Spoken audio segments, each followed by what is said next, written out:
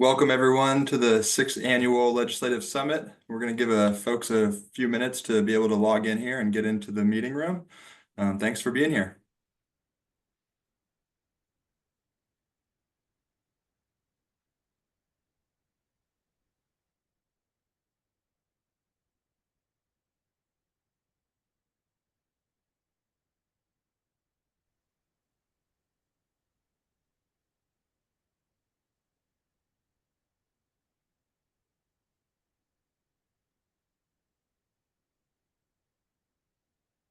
Okay, it looks like numbers have settled down on folks joining the meeting room, so we're going to go ahead and get started. And again, I want to welcome everyone to the sixth annual Legislative Summit on Climate and the Environment. We have over 900 people registered for today, and this is our largest legislative preview in 6 years, and we're excited for what we have in store for today. My name is Matt Pluta, and I'm your Choptank Riverkeeper with Shore Rivers, where we work to protect Maryland's eastern shore waterways through science-based advocacy, restoration, education, and engagement. I have the great pleasure of being the moderator for this weekend's summit and engaging you with the legislators and the advocates presenting today. This means that if I do my job right, you will be engaged, you'll be asking questions that I can share with our presenters, you'll have a lively discussion, and we'll make sure that you all walk out of here feeling knowledgeable about what you heard, feeling inspired about what we can accomplish together as a state, and feeling eager to take action. So knowledge sharing, inspiration, and eager to take action, that's what we're going for today. This summit was started 6 years ago on the Eastern Shore because one of our partners, Susan Olson with the Sierra Club Maryland Eastern Shore chapter, had an interest in an idea of engaging the Eastern Shore community in advocating for legislation that will improve the environment and fight for climate change. This has always been about connecting community members directly with the lawmakers who can make change on the issues that matter to them most. And we're excited to have so many of you here today, both from the legislative side and also from the community. After 2 years of in-person events, we went virtual due to the COVID pandemic, and that's allowed us to open this legislative summit up statewide, and we've seen nothing but growth since then. I want to give a special thank you to the Mezrahai Family Charitable Fund and for supporting the summit this year and helping with advertising and marketing. I also have to thank the members of our planning committee for who this summit wouldn't even be possible without all the countless hours they've put in over the holidays to make this work. That includes Cecilia with the Maryland Legislative Coalition Climate Justice Wing, the Sierra Club, and then a team at Shore Rivers as well. And Monica with the co-chair of the Climate Justice Wing. Over the years, the summit and this agenda, we have a 2-day agenda for you today, with the first day focusing on climate change and climate-related legislation, and the second day focused on environment and water quality-related legislation. Today, we'll open up with a keynote address from the Office of People's Counsel, highlighting our progress in meeting our climate goals and some of the challenges we face with utilities. From there, we'll jump right into our legislator presentations, highlighting 16 pieces of legislation about a range of topics, including power utilities, data centers, renewable energy sources, better building standards, food waste reduction, and much more.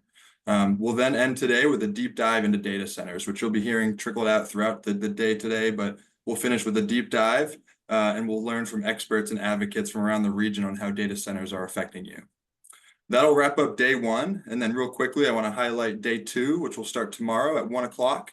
You can use the same link from today, and we'll switch gears a bit, talking more about the environment and water quality legislation. Our keynote address will be Secretary Josh Kurtz with the Maryland Department of Natural Resources, who I'm excited to introduce, and he'll be highlighting the Governor's Bay Legacy Act. We'll also have Secretary Addix from Maryland Department of Agriculture and representatives from Maryland Department of the Environment speaking, which will give us an overview of how the state agencies are prioritizing legislation this coming session. In addition to that, tomorrow we have 24 legislative topics that we'll be covering. It'll be an action-packed day. We'll be moving fast. Really hope to have you there and encourage your participation in that. And so needless to say, we're excited. We've got a lot to talk about, and we've got a lot of progress to make. So we're going to get into that. Before we do, I just want to set the stage of what you can expect as we roll through the slide deck today. We'll begin each issue topic with an introduction slide. And on that slide, you will see the photograph of the legislator who is sponsoring that topic, and you'll also see the lead advocate who is working with them. Take note of that lead advocate and who they are. Take note of their email address. These are the people you're going to connect with if you want to get involved in the topic that's being discussed. In between the different topics, we'll be sharing Action Network links in the chat for you to contact your legislators today. This is so that you can encourage them to support climate and environmental legislation coming up in this session. Now, you're probably wondering, how do I get the materials from the summit? Well, as a registered participant, you will get an email after with a recording, and we'll also have the recording posted on the Maryland Legislative Coalition's website, and we'll also have the slide deck up there as well. Next question you're probably asking is, how do I ask questions?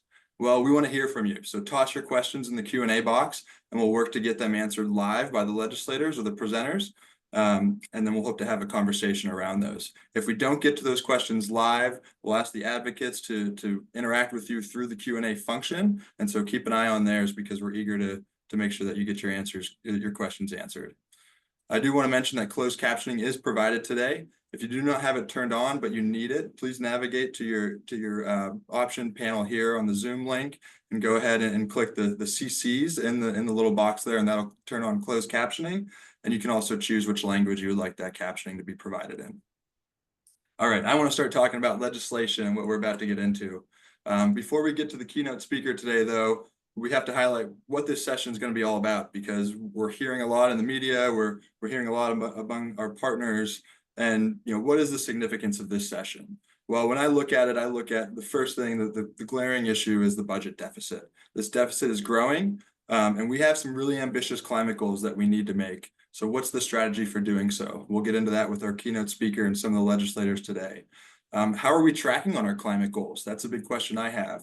One of the earlier deadlines that we have to meet is 50% of Maryland's energy produced by renewable energy by 2030. That's coming up quick, and I'm anxious to see us get there.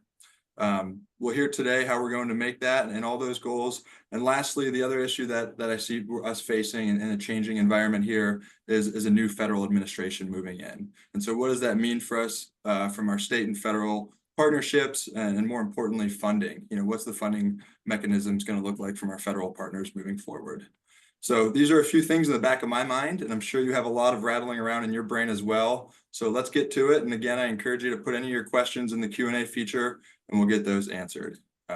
So moving on to our keynote speaker today, David Lapp. David was appointed by former Maryland Attorney General Brian Frosh, and he leads the Office of People's Counsel, an independent state agency with a big mission: protecting Maryland utility customers by ensuring reliable, safe, and reasonably priced utility services that are supportive of the state's environment and climate goals. That's the emphasis there, supporting the state's climate and environment goals. Over the past 4 years, David has championed consumer advocacy before regulatory bodies, tackled issues like energy transition and utility investments, and worked to ensure Maryland's climate policies are just and equitable. Through reports, op-eds, and public outreach, David's pushed for stronger regulations to serve the public interest. Please join me in welcoming your People's Counsel, David Lapp. Thank you, Matt, for the introduction. And thanks to the organizers of this summit for having this event and the opportunity to speak today. Success in addressing environmental issues, and especially climate change, demands policies that are consistent with customer interests. Efforts to address the climate that disregard customer interests and economic justice are doomed to fail and can give environmentalists a bad name. Fortunately, many of the most effective climate policies also promote customer interests, though they may be politically challenging, as they often require taking on powerful corporate interests. Today, I'm going to talk about what's going on with the state's utilities and how it relates to state climate policies. My comments will touch on escalating utility rates and their causes, infrastructure spending, especially gas, electric reliability, and the utilities' role in advancing climate policy. I will end by highlighting both regrets and no regrets policies for climate and customer welfare. I won't be addressing any specific legislation. You'll be hearing more about that from legislators as the summit goes forward. But many legislative proposals you'll hear about will make some progress on issues I'll be discussing. I also hope that some of what I'll share will help you evaluate legislative proposals for their impact on long-term environmental progress and economic justice. Next slide, please.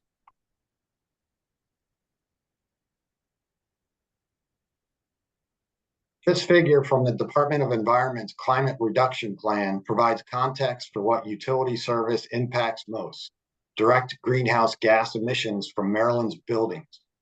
Reducing emissions in the building sector is critical to meeting the climate goals in the Climate Solutions Now Act.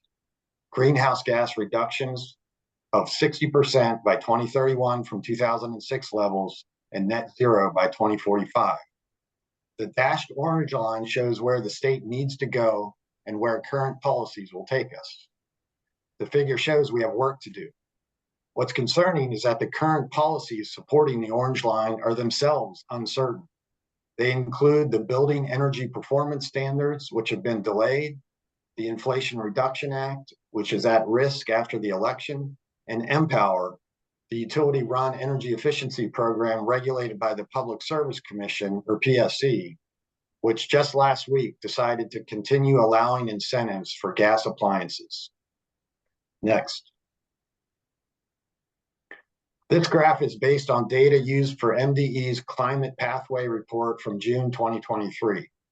The black line shows progress in reducing total greenhouse gas emissions, but emissions from the direct use of methane gas in Maryland's buildings, the orange line, are still growing. That trajectory must go down, as the dotted portion of the line here shows. Next.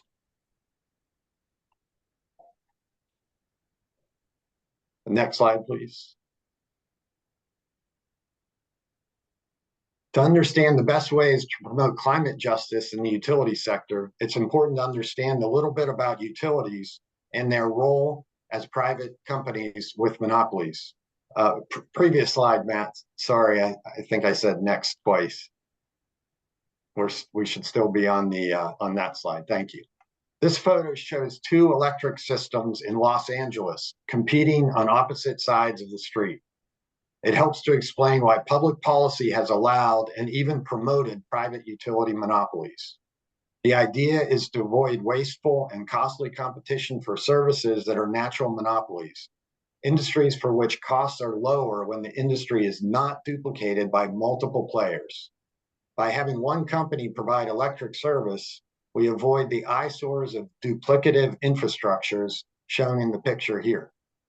Most importantly, we lower costs for customers. But costs are only lower if we comprehensively and effectively regulate the monopoly. In most markets, monopolies are harmful because they can raise prices and inhibit innovation. But government-sanctioned monopolies are creations of the government, and it's the government's job to protect customers from monopoly abuses. That is challenging because the private corporation with the monopoly controls important information, has political power, and importantly, is motivated by the same profit incentives as non-regulated companies. We know, for example, that companies like Google have a lot of market power that they use to grow profits and expand into new business areas. Private utilities with government monopolies are no different. They are also profit-seeking. They want to grow their monopolies and raise prices if regulators let them. Next slide. This figure shows an important distinction between the monopoly services a utility provides and the competitive service of the supply commodity. That's the gas molecules for utilities, for gas utilities, and kilowatts for electric service. In Maryland, monopoly services are the delivery or distribution service. Delivery service is what gas and electric utilities control and earn their profits from. We can see here how gas delivery and gas supply costs have changed since 2010 for Baltimore Gas and Electric. Distribution costs have been going in one direction, up, while the supply charges go up and down. Last year, BGE repeatedly and misleadingly argued to the legislature and the Public Service Commission that gas customers were paying the same amounts as they were in 2008. BGE could only say that because supply costs hit record levels in 2008 at over $1,000 a year, while the same costs were barely $400 in 2024. But distribution costs, the costs that BGE directly controls and profits from, went from about $400 to almost $1,000 over the same period. Next slide. These figures taken from our rates report issued last June show how rates have changed since 2010. The point to take notice of here is the difference in rate increases between BGE at the top, Columbia Gas, and Washington Gas at the bottom. The three utilities are all providing the same service with no notable distinctions. Yet BGE's rates increased from 26 cents to 85 cents a therm, exceeding the inflation rate by a factor of nearly 3. And Columbia's rates increased by more than 3 times the inflation rate. But Washington Gas's rates only increased at about the rate of inflation. In 2010, Washington Gas's rates were higher than BGE's, but today BGE's rates are twice Washington Gas's rates. BGE's rates have been increasing by about 9% every year, while Washington Gas's rates have just increased about 2% a year. The takeaway here is that customers are paying vastly different rates for the same service, just depending on where they live. There's no good explanation for that vast difference other than that BGE and Columbia. Hey, do you see the black box on the bottom of the screen? BGE and Columbia have been asking and getting approval from the PSC for those increases. While we wouldn't expect their rates to be exactly the same, there shouldn't be such huge discrepancies if regulators were doing their jobs effectively. The figures show that the rates reflect the business strategies of the utilities. Next slide, please.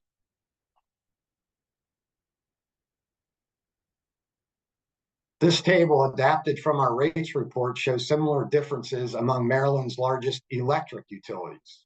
Again, it shows that utility investment strategies are driving rate increases. Potomac Edison at the top is providing the same service, but it has hardly increased rates compared to the Exelon utilities. The Exelon utilities' yearly average increases range from 5 to 6.4%, while Potomac Edison's annual increase is a much more modest 2.3%. The takeaway is that utilities aren't competing for customers on price and service terms because they are monopolies. The way they generate profits is by influencing public perception, policy making such as legislation, and ultimately persuading utility regulators to approve their requests for rate increases. Next slide, please.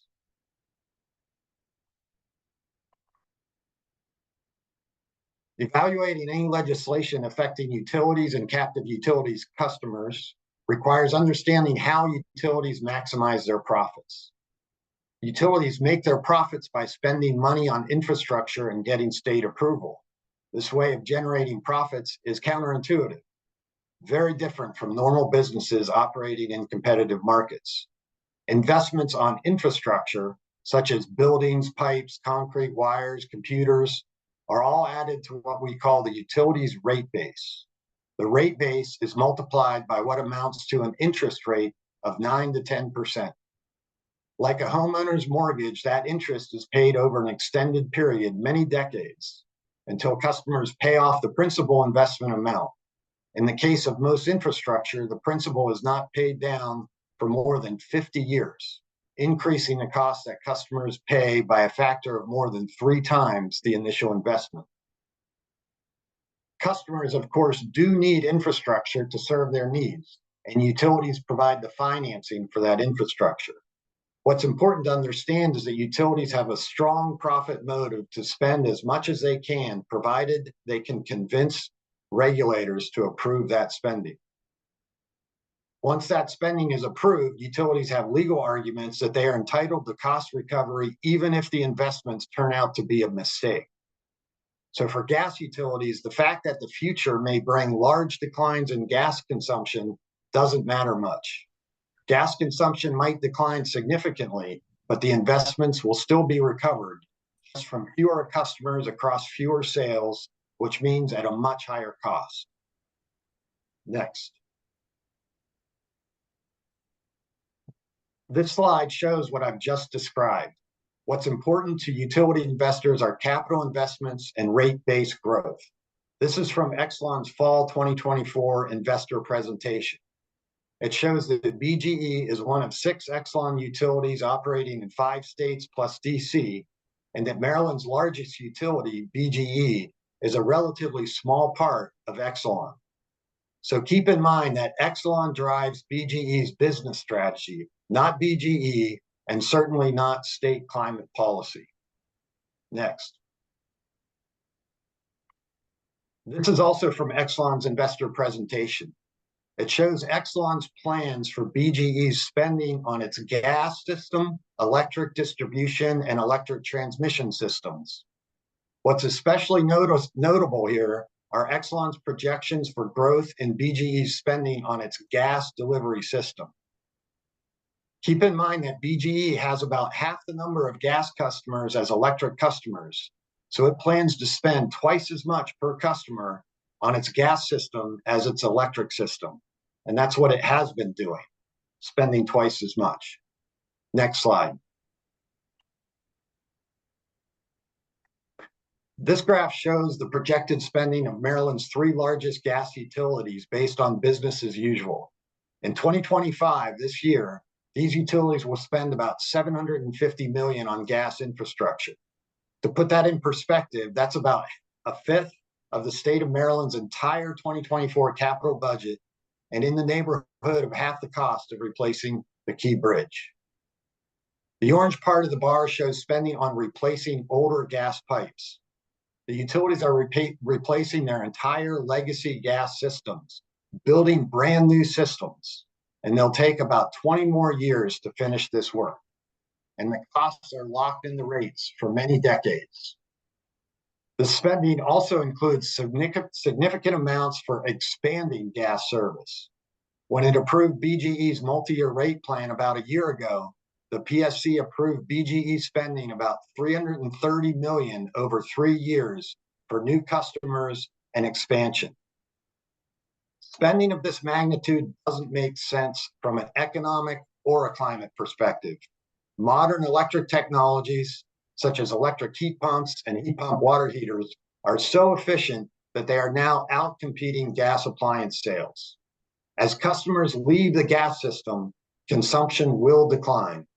Even BGE acknowledges that meeting state climate goals means drastic reductions in gas use, but it has no plans to reduce this spending. And as sales slow, costs will be recovered from fewer customers, driving up rates. That in turn will cause more customers to leave the system in what is well known in the utility world as the death spiral. That will affect lower income customers the most. Ultimately, billions of dollars are at risk of being stranded on gas pipes that serve no useful purpose. Next slide. Here we have a picture of some of the main components of gas replacement programs.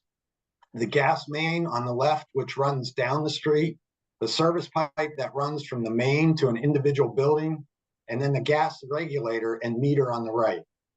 For one individual home or building, the replacement work includes the service line, regulator, and meter. My own story of fully electrifying my house in Washington Gas's service territory illustrates the stranded cost problem. As part of its STRIDE program, in 2018, Washington Gas replaced the service pipe that runs from the street to my house. Today, the cost of that work averages more than $24,000 for a single building like my house. That cost doesn't include the interest. With that interest paid out over the 50-year life of the service line, customers will pay more than $75,000 just for a single home. So after we use this new gas line for about 4 years, we replaced all our gas appliances for electric ones, and they all work really great. By the way, since we closed our Washington Gas account, that 2018 STRIDE work for our house is all for naught. But because utilities recover fixed costs from their existing customers, Washington Gas will still recover those costs, just without our monthly contribution. These individual building costs don't include the system-wide costs for gas main pipes and other capital investments that individual customers also pay. Next slide. These figures from our rates report close the loop to show how the capital spending leads directly to increases in utility distribution rates. We calculated how much Maryland's 3 largest gas utilities have been spending on a per customer basis. You can see by comparing the figure on the left to the one on the right that capital infrastructure spending is driving rates up. BGE, which is the orange line, spent $272 per customer on infrastructure in 2014, and in 2022, it was spending almost $700 per customer, $400 more, driving up the rates shown by the orange line on the right. Columbia Gas in the light blue shows even greater increases. Washington Gas's much lower levels of infrastructure spending, just because it has been slower in implementing its STRIDE work, has meant much smaller rate increases. Next slide. The previous slide showed how utility distribution rates have been increasing rapidly for many Maryland utility customers. Those increases are largely controlled by state regulation.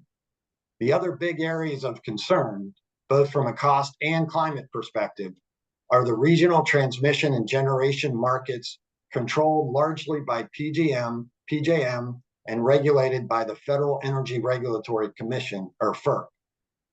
OPC's work in this area is critical for Maryland customers, as about 60% of customer electric bills pass through PJM, subject to FERC regulation. Next slide. This graph shows how PJM transmission costs have doubled over the last 10 years. A customer that paid about $8 a month in 2015 is now paying about $17 a month. All this spending has done little to help renewable generation connect to the transmission system. Spending on transmission also adds to utility rate bases, again, inflating profits. The cost increases shown here are being driven in large part by projects that avoid competition and regulatory oversight. PJM's policies have allowed utilities to self-build most transmission projects and avoid competition. Last month, we and others filed a complaint with FERC about the lack of oversight of these projects. Next slide. This slide shows grades for how well regional transmission organizations plan their systems.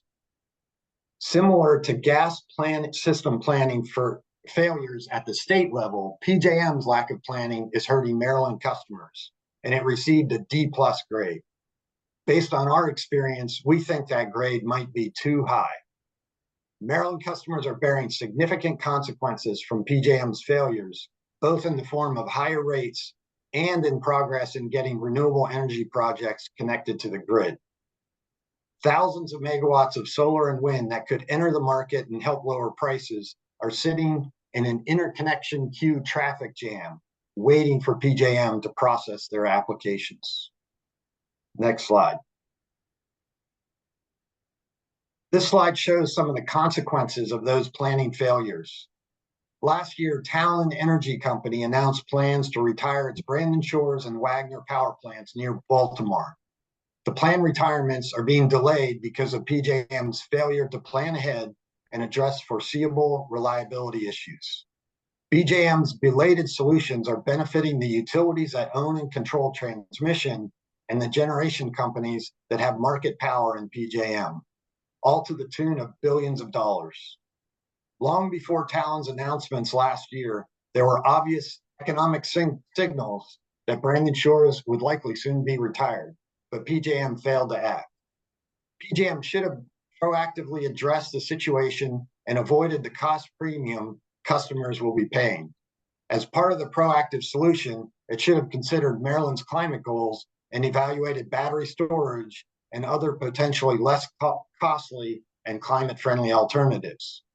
PJM's handling of the retirements is just one part of the mix of problems created by PJM that led to a major spike of 800% in last summer's generation capacity auction. The table here shows the impact for the average BGE residential customers. For other Maryland customers, the average added costs are even higher. Our report shows that Talen itself may have benefited by as much as $360 million by keeping Brandon Shores and Wagner out of the auction, and that decision may have raised the auction results by as much as $5 billion. PJM's contrived market rules allowed Talen to keep the plants out of the auction. Even though the auction is intended to ensure system reliability, and PJM is asking those same plants to stay available for reliability purposes. We anticipate numerous bills to be introduced this coming session, in part because of the capacity auction results. But the auction results reflect PJM's flawed market rules and not any fundamental problems affecting reliability in Maryland. Next slide. This slide shows that Maryland has long imported a portion of its generation needs. The blue top line showing consumption and the bottom gray line showing production. Despite the decades that this has been a fact, some are trying to blame the auction results on Maryland's status as a net importer of energy. In fact, reliability does not depend on the geographic source of energy production. It is a factor of peak demand and the combination of generation and transmission capability. The relevant available data does not show that there is a near-term need for generation in Maryland for a reliable electric service. The transmission system in place can import sufficient power into Maryland, and new transmission that is being developed will increase that capability as power plants retire. Next slide. A related issue is the capacity of the electric distribution system. Maryland's distribution system is robust. This figure for BGE's service territory shows that in 2010, BGE was predicting that its summer peak demand would rise above 7,500 megawatts by 2022. Here, the orange line. But in fact, due to efficiency improvements, BGE's summer peak in 2022 was less than 6,500 megawatts, the gray line, far less than projected in 2010. BGE's winter peak is substantially lower, shown by the bottom blue line. And it is winter peak that is expected to grow with building electrification. In other words, there's plenty of room on the system for electrification. This figure is part of a report we produced following Exelon's opposition to new building electrification requirements in the CSNA. Those standards were removed from the bill because of concerns about the alleged ability of the distribution system to handle all electric standards for new buildings. Instead, the legislature required the PSC to do a study. A year later, the PSC confirmed what was obvious. There is plenty of room on the distribution system to require new buildings to be all electric. And we still don't have new building electric standards. Next slide, please. Data centers, which you'll be hearing a lot about today, have started to affect Maryland utility customer bills. Last year, PJM proposed and FERC approved massive transmission system investments of over $5 billion. The projects, called Window 3, are largely attributable to massive data center growth in Northern Virginia. The projected electric demand to be developed in just a few years is more than BGE's peak demand built up over a century. Our office challenged at FERC PJM's allocation of Window 3 transmission project costs. Despite Virginia providing billions in tax subsidies for the data centers, PJM said the data centers weren't the result of a public policy that would justify a deviation from its usual cost allocation rules. Those rules spread costs across the region and allocated the Maryland customers about $550 million. Apparently, PJM only considers state climate policy as a rationale for assigning individual states the costs related to their public policies. Data centers are and should be a big concern, both from a climate and customer perspective. but there is much uncertainty about data center growth. Data centers must be developed responsibly, consistent with state environmental and other policies, including the protection of existing customers. Under PJM's and Maryland's current rules, existing customers are at great risk of bearing substantial costs incurred for data centers that don't actually show up, despite having caused the need for major investments. Those rules must be changed. Appropriate rules will discourage overbuilding the system and impose all costs of overbuilding on the prospective data centers, not existing customers. Next slide. This slide summarizes what I've discussed about what's causing utility bills to go up. What's not causing them to go up are Maryland's climate policies. While often used as a scapegoat for rising costs and transmission needs, climate policy is not responsible.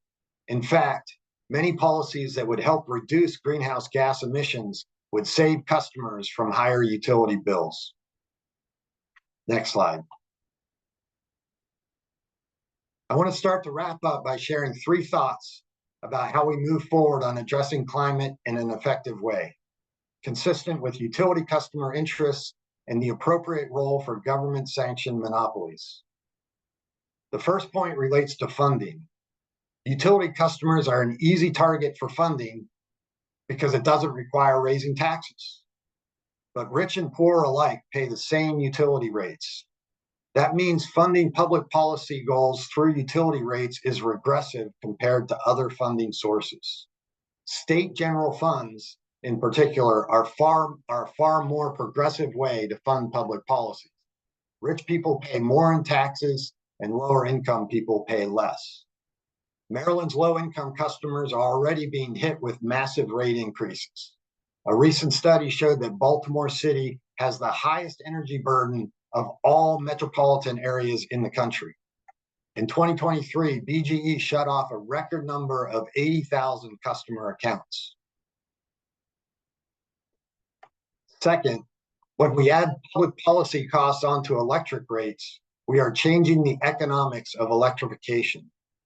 In California, households are finding it unaffordable to switch from gas to electricity because the state has loaded many public policy costs onto electric rates. Right now in Maryland, electrifying household appliances will still reduce most people's overall energy bills, and we should keep it that way.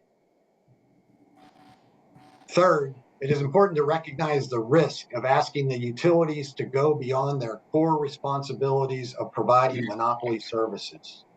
Utility mission creep, or maybe better said, monopoly creep, occurs when we ask utilities to take on responsibilities that can be performed by non-utilities in a competitive market. The competitive market is our system's way of keeping costs down and spurring innovation. And utilities can use public policy programs to serve their profit-seeking interests.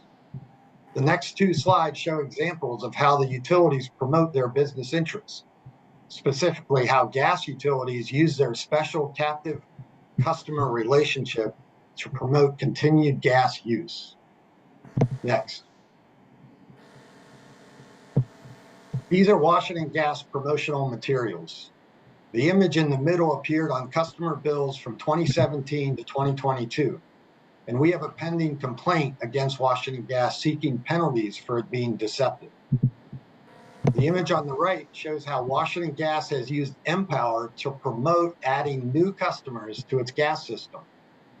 In the last Empower program cycle, Washington Gas gave customers incentives for 18,000 new gas appliances. About 12,000 of those incentives were part of its residential new construction program. If Empower had successfully promoted heat pumps in those 12,000 new homes, the greenhouse gas reductions would have been greater than those from all of Washington Gas's programs combined. Washington Gas is using Empower as a marketing tool to promote new gas connections. Next slide. Here's a recent image from BGE telling customers to switch to gas from electric, oil, or propane. The point here is that we should limit our reliance on utility monopolies to advance climate policies, and we need to more effectively regulate their behavior. Next slide, please. To conclude, I want to emphasize that the state can advance climate policy while advancing its economic interests and benefiting utility customers. I point to at least 5 no regrets ways.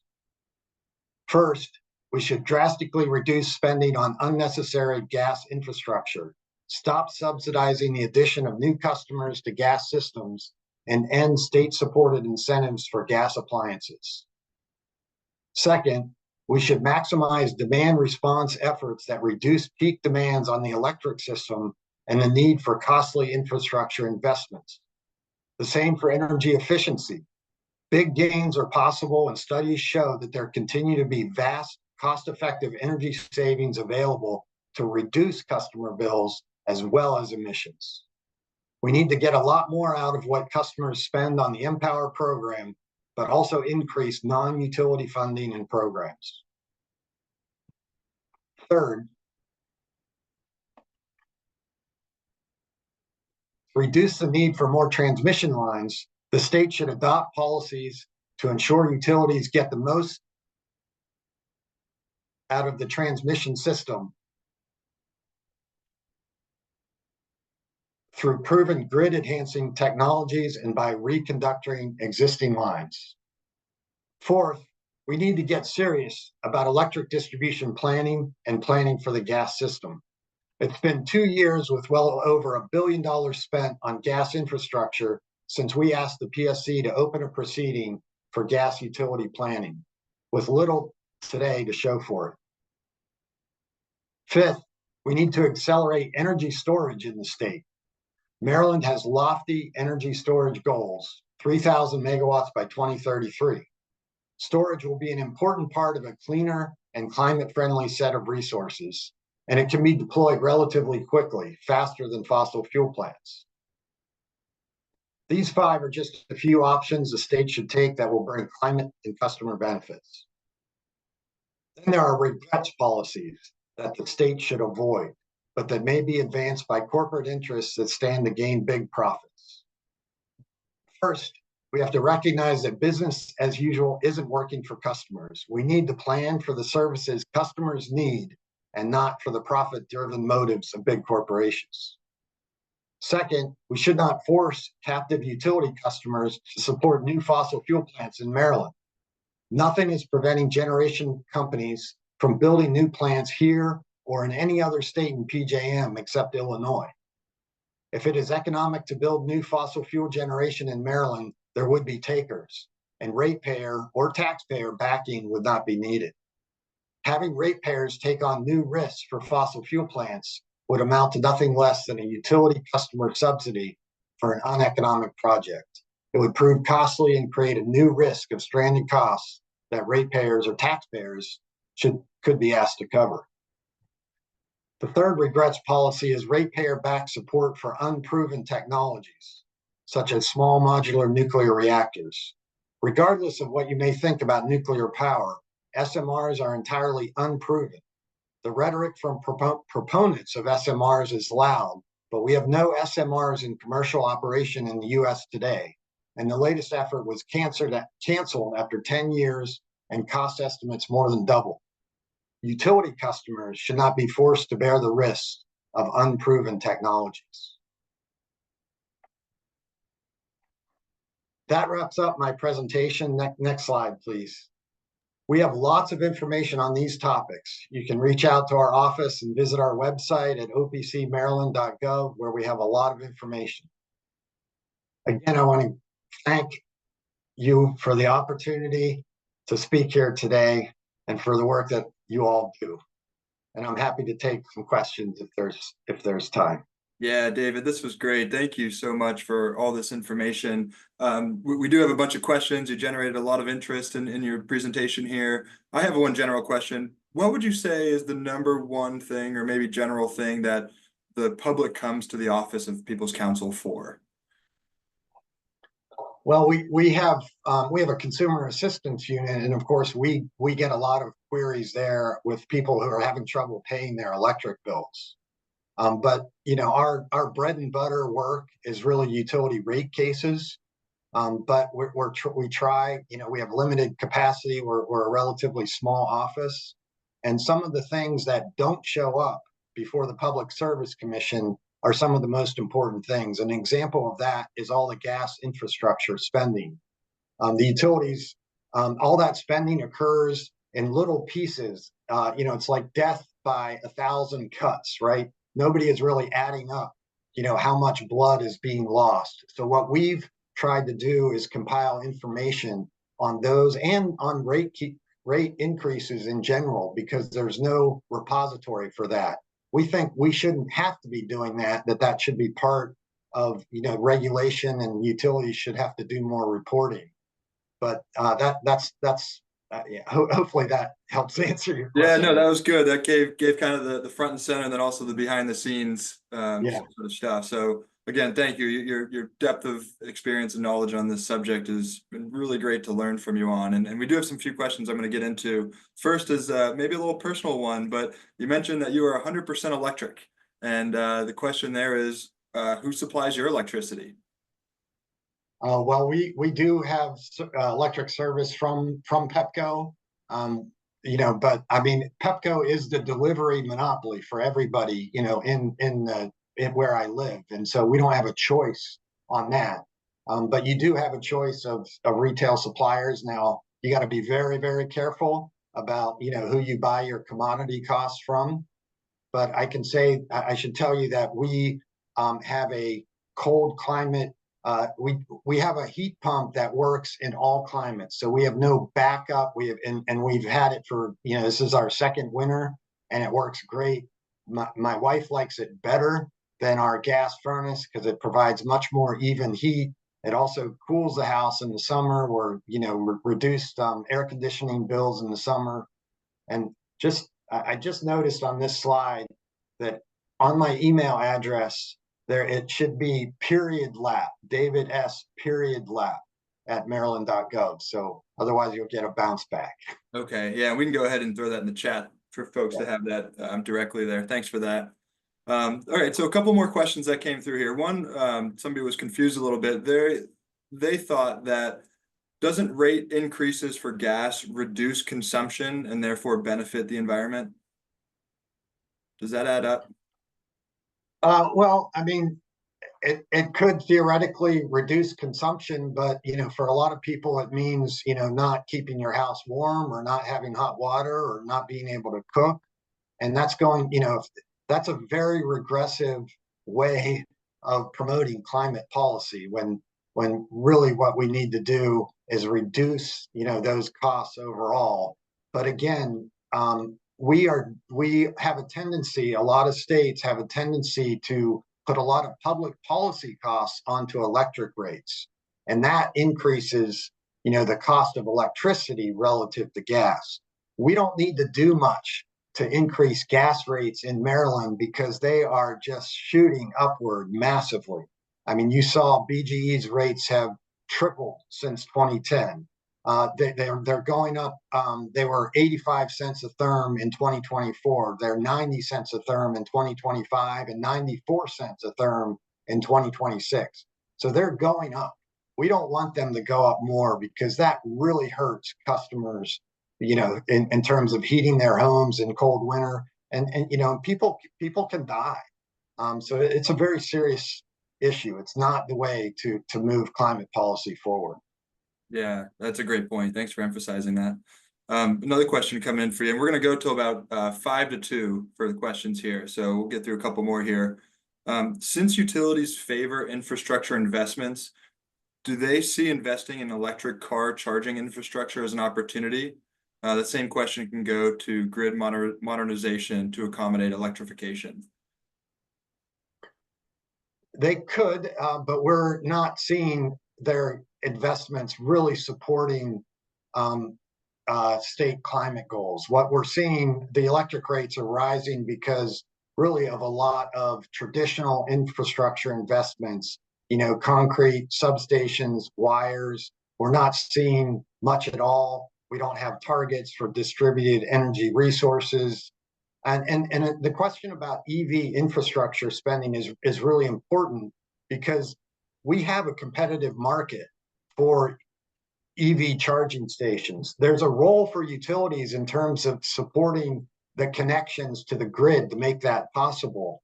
But the experience with EVs owning charging stations, and there's a limited experience, there was a pilot program at the PSC, and those charging stations have been very poorly operated and they've lost money.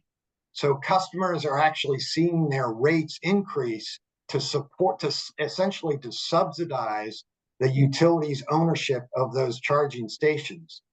And that also hurts the competitive charging stations, ChargePoint, Electrify America. If they're having to compete against a company that can use ratepayers to essentially back their investments, that hurts their ability to, and they're supported by private investors, and they're also, competing on service. So we want more innovation in EV charging stations.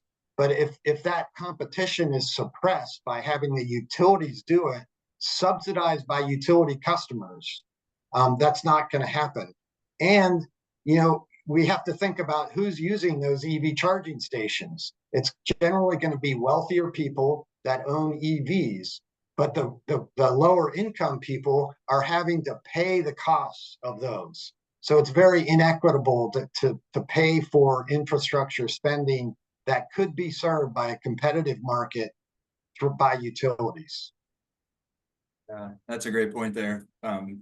And then, kind of the negative effect of subsidizing some of these things, as you said. One more question. And we really need to see that market take off. We need to see innovation. It'd be great to have, storage and solar. And, we're less likely to get that, from utilities than we are from a thriving competitive market for charging stations. Yeah, that's a great point. This next question switches gears a little bit and focuses on methane. The primary component of biogas, as we hear a lot about. It's an important greenhouse gas that traps 80 times more heat over the first 20 years than CO2. How are these companies justifying their expansion during the climate crisis? How are our elected officials continuing to approve incentives for gas? And how is it still part of the RPS? It's an excellent question. There's a lot of political power involved. I mean, the utilities will say, well, BGE has literally said, none of these pipes are going to be stranded. We'll use it for something else, something with being undefined. And some of the utilities will say, well, we'll use it for renewable natural gas, synthetic methane, hydrogen, but none of those things are available at scale, and they're all super expensive. There's nowhere near enough to make full use of all those gas pipes. So this is really, it sounds illogical, and it is illogical. That's why we need to end it. That's why it's harmful to customers and it's harmful to the environment, because the reality is that as we keep spending money on fossil fuel infrastructure, it's going to keep being used to burn fossil fuels. Right. Which we want to get away from, definitely. All right, well, we're just about 1 minute out, and I've got sort of a question for you to bounce back to the audience generally. But given all that you've presented today, what do you want activists to do to help make things better? I know you had your list of 5 no regrets and such, but one thing that you want everyone to walk away with here as a ratepayer. Well, I think hopefully, some people learn something, and so we can think about, what the proper role for the utilities is, and also question, we hear from the utilities that they want to partner with the state and that they really have the best interest of the state involved. And I'm not here to just malign the utilities, but we need to understand that they are profit-seeking entities, and they answer to their investors. They're not answering to the state. The single biggest issue that I've been, focused on a lot in my 4 years at OPC is the gas infrastructure spending, because we don't need, 30, 40 years from now, we don't need a gas system and an electric system. We're building a new gas system when it's really electricity that is out competing gas, and electricity that is the solution to the climate crisis going forward. Yeah. Yeah, well, that's a great way to end. Thank you so much, David. Thanks for being here today and sharing all this good information. I do want to say there's a few questions in the chat that we didn't get to. I think you're planning to hang around for a little bit. So if you want to navigate over to the Q&A feature, you can answer those directly. I'm sure the audience would really appreciate that. And again, thanks a lot. And I do have to apologize. I recognize there's a little black box on the screen. And what I'm going to do while I have that going, I'm going to stop screen sharing. And we're gonna just try to reactivate this screen share real quick because, gosh, the attendees, thank you so much for being on top of that. Let me go ahead and just thank you, Matt, for the opportunity and for everybody involved. I know there's a lot of work that goes into this event, so really appreciate it. Thank you. Yeah, anytime. Thank you. Okay, let me make sure I'm good here. Okay. All right, folks, bear with me here. Let's give it a try. And what we're going to do is screen share. And we're going to jump on the day one. Let's see. Tell me it's gone, David. It is. It It looks is. gone to me. All right. Yep. Good Great. job. Thank you. All right, great. Well, again, thanks a lot. And we're going to get moving. Now we're going to start and head into our legislator presentations today. And, you know, that was such a great foundational set of information there, because what we're going to hear about now is, you know, putting the utilities' feet to the fire on making sure that they're holding up to their commitments, you know, focusing on the impacts of data centers and making sure that we're not getting ourselves into a troubling situation with those and many of the other things that you talked about. And so, you know, I'm really excited. We're going to roll through about 16 different legislative topics here, and kicking us off is Delegate Edelson. And am I saying that right? I want to say Edelson, but it's Edelson, right? No, it's Edelson. You got it. Edelson, I got it. All right, great. And you know what? I'm looking back at my notes, and this is the second year in a row that you're presenting first at the summit here as a legislator. So I want to thank you again for being here. Delegate Edelson represents District 46 in Baltimore City and serves on the Appropriations Committee. He's a first-time legislator since 2023. So you were in last year's session, and then this will be number 2 for you. Is that right? 22, yep. Yep, 22, yep. And so Elected in 22, sworn in 23, with my colleague Delegate Embry, who I see on the screen next to me. yeah, and we'll hear from Delegate Embry in just a little bit here. But Delegate Edelson, he's a passionate advocate for public transportation and environment sustainability, and that's exemplified by his leadership on the Transportation and Climate Alignment Act and his perfect 100% score in his first couple of years here from the Maryland League of Conservation Voters. Delegate, I'm going to turn it over to you to introduce the Transportation and Climate and Alignment Act. Great, Matt. Thanks so much for having me. It's great to be up first 2 years in a row. I have to say, I always look forward to this summit because it gets me fired up for the legislative session, which is, you know, only a couple days away when we have this. I've been looking forward to today. It's great to be with you all. Great to hear David's presentation as well. Before I started, as you know, Vice Chair of the Transportation and Environment Subcommittee on Appropriations, the budgets of the PSC and the OPC come before our subcommittee. So it's so great for me to work with David and do what we can to support his team and hear all the incredible work that he's doing and got me fired up, quite frankly.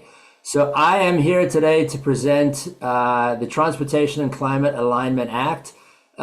This is a big piece of legislation that, you know, started about a year and a half ago. A number of us worked on to get introduced in 2024. We were very, very close to passage up until about 11:59 p.m. on sine die. Such is the way it works. Sometimes it didn't get through, but you know, a number of us have been working very extensively in the interim with folks at MDOT on the current iteration of the bill, and we're in great shape going into this session. So I'm so excited to present it to you all today. And the Senate cross-file, just to note, is Senator Shelley Heddleman, who's an absolute dynamo on these issues, and I'm so excited to be working with her on it. So Just a bit of backdrop here. We all know that the transportation sector is our number one climate polluter. It's also, transportation itself is the second largest expense for most Americans after housing. And that is a result of the way that we have planned our transportation system in this country for decades. We've really focused for the most part, unfortunately, on highway sprawl, on bad land use. And this has resulted in us hollowing out our main streets throughout our state and country. It's made it so expensive for people to own a vehicle and to get around, to get to, school, to the doctor, to the grocery store, to places that people need to go. And the Transportation and Climate Alignment Act is intended to really turn that around and invest in connecting our communities and our residents to the places that they need to be. Investing in public transit, walking, biking infrastructure, solar, and transit-oriented development to frankly offset the bad choices that we've been making for so long by expanding our highways in a way that has not helped congestion, has not helped traffic, has not helped get people to where they need to go, and only has made life more expensive and more challenging for most Marylanders and Americans. And so the idea here is that the Department of Transportation would be required to assess all major expansion projects over $100 million and to assess their impact on climate and greenhouse gas emission increases and whether or not they're going to get us closer to the goals we've set forth in the Climate Solutions Now Act, which we all know is the incredibly robust climate-focused legislation that the General Assembly passed a few years ago, or whether our planning and programming of our highways is going to get us further away from those goals.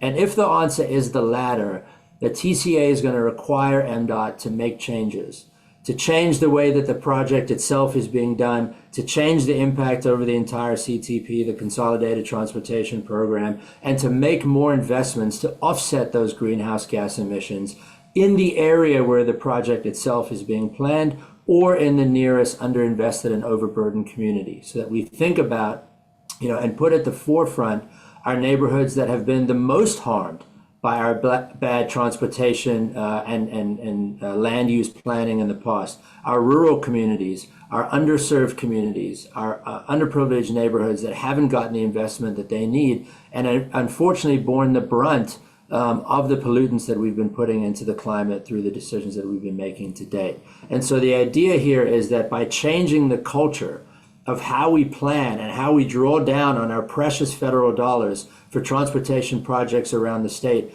we can change the future from how it's been in the past. We can focus on better land use policies. We can focus on creating development that is in close proximity to where people need to go, and then we connect them to those places with good transit, with good active walking and biking infrastructure, as well as I noted, good solar infrastructure, because we're going to need that to power the next century. So the idea here is that if we're able to do this, as it says in the slide, less people will be sitting in traffic, waiting, getting frustrated, trying to get to where they need to go, just increasing the pollutants in the air. And it'll give Maryland residents more affordable options to get to work, to get to school, other destinations that people need to go. It will reduce costs.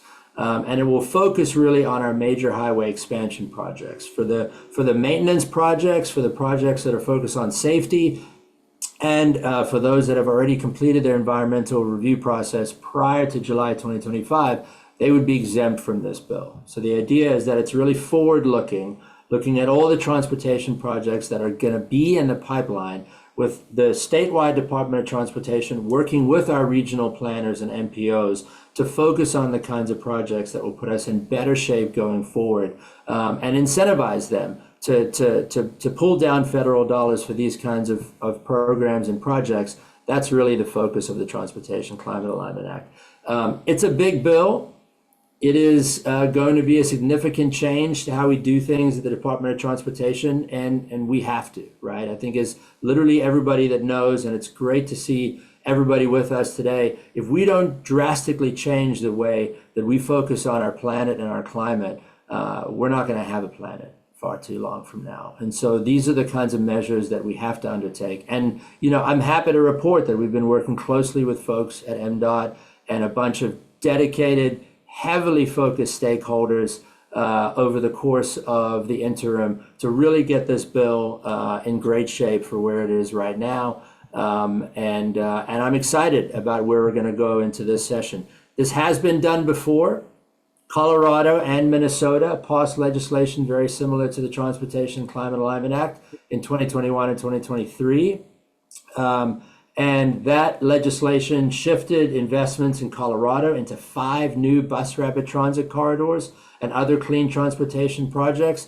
And in fact, in Colorado, the state projects that this legislation will save commuters $40 billion by 2050. So especially as we're going into a time when our budget is in a very, very challenging place, we have to think about implementing measures that will save taxpayers money. And allow us to really reinvest in communities throughout the state, rural communities, suburban communities. Our small businesses will be a big beneficiary of this because it will focus us on building projects and then having connections close to where our communities need them most.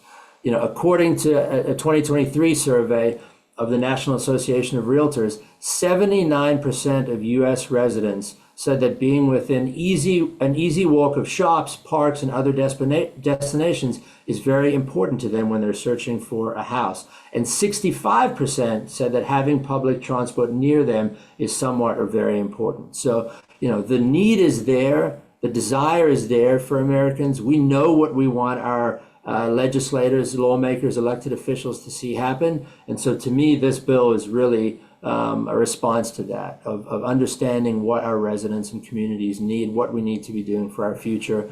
And I'm excited for this session and what the potential passage of the bill holds and what it could mean for us in the future. So wanted to keep it relatively brief. I could talk about this all day, but I wanted to hit some of the high points.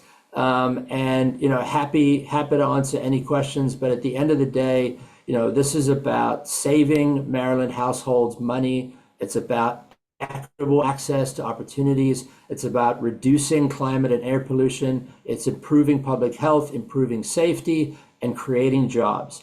Every $1 billion invested in public transportation creates approximately 50,000 jobs. So if we're looking to grow our economy, if we're looking to expand our population, it's these kinds of policies that will help us do it. And that's why I'm so proud to be sponsoring this bill in the House with Senator Hedelman in the Senate. No, that's so good. And you know, what I resonated with that you said was the getting into the planning part of this. You know, this isn't a do something for 1 year and see the benefits, but we really have to be planning for years, if not decades out. And, you know, to take advantage of the state's 6-year capital transportation budget like this, I think is a really strategic move to do so. What do you think the fiscal impact is going to be for this bill this year? And how do you plan to message that, knowing that what you said was the long-term savings is really what we're after? Yeah, I mean, you know, we still need to get some of those numbers back from our budget analysts, but, you know, I'm not expecting that it's going to be too high, because we're not saying here that you have to put a new pot of money into the system. What we're saying is we have a pool of funds and we need to better think through how we utilize those precious resources. A lot of this type of stuff the Department of Transportation is already doing and thinking about and analyzing under the Moore-Miller administration. This is about codifying how we do it for the long term and ensuring that when we're thinking about what is the next phase of projects that we're going to be building, that we're doing it through the lens of climate, of the environment, of job creation, of equitable access to opportunities, and not through the you know, outdated notions of let's just build more highway lanes because that'll help reduce congestion, right? That's not it is unquestionable at this point, in my opinion, that the evidence has shown that has not solved our congestion traffic issues, right? It's only made it worse. And so what this is saying is let's change the way that we think about planning and projects. And so, you know, we'll see what the budget analysts have to say, but I'm confident that there shouldn't be too heavy of a short-term fiscal impact here. This is, as you said, Matt, this is about planning and programming. Yeah, no, that's great. Thank you so much. I'll note that the Sierra Club is your lead advocate working on this with you, and you've got Lindsay chatting away there in the chat, getting to some questions. if you want to jump over to the Q&A, Delegate, I think that would help too to get your input on some of the questions there. If anyone is interested in working this, please reach out to Lindsay or the delegate there with their email address, so we can get some support behind this and hopefully see it get past 11:59 at Sine Die this year. That's the goal. Yeah, thanks, Matt. And I'm happy to jump over into the chat and answer any questions. I will caveat that by saying nobody knows this better than Lindsay. She is absolutely outstanding on these issues and has been really, really incredible to me. And the Sierra Club support has been, absolutely amazing. And so kudos to the team that's been working on this. Legislating is a team sport. It is impossible to do alone. I'm very fortunate that we have an incredible team of stakeholders and advocates on this one. And if this bill passes this year, that will be the reason why. That's great. Well, thank you, Delegate. We're going to move on to the next member of the team here. As you noted earlier, Delegate Embry, who's been with us all afternoon so far and doing a lot of head nodding. I feel like there's a lot of good energy coming through there. So Delegate Embry represents District 43A in Baltimore City and serves on the Judiciary Committee. She is a dedicated advocate for consumer protection and environmental sustainability, currently championing the Ratepayer Protection Act and maintaining a lifetime 100% score from the Maryland League of Conservation Voters. Delegate, I'm going to turn it over to you. Thank you, Matt. And it's an honor to follow my office mate and fellow Baltimore City delegate, Delegate Edelson. I love his bill. It's one of my favorites that in the General Assembly.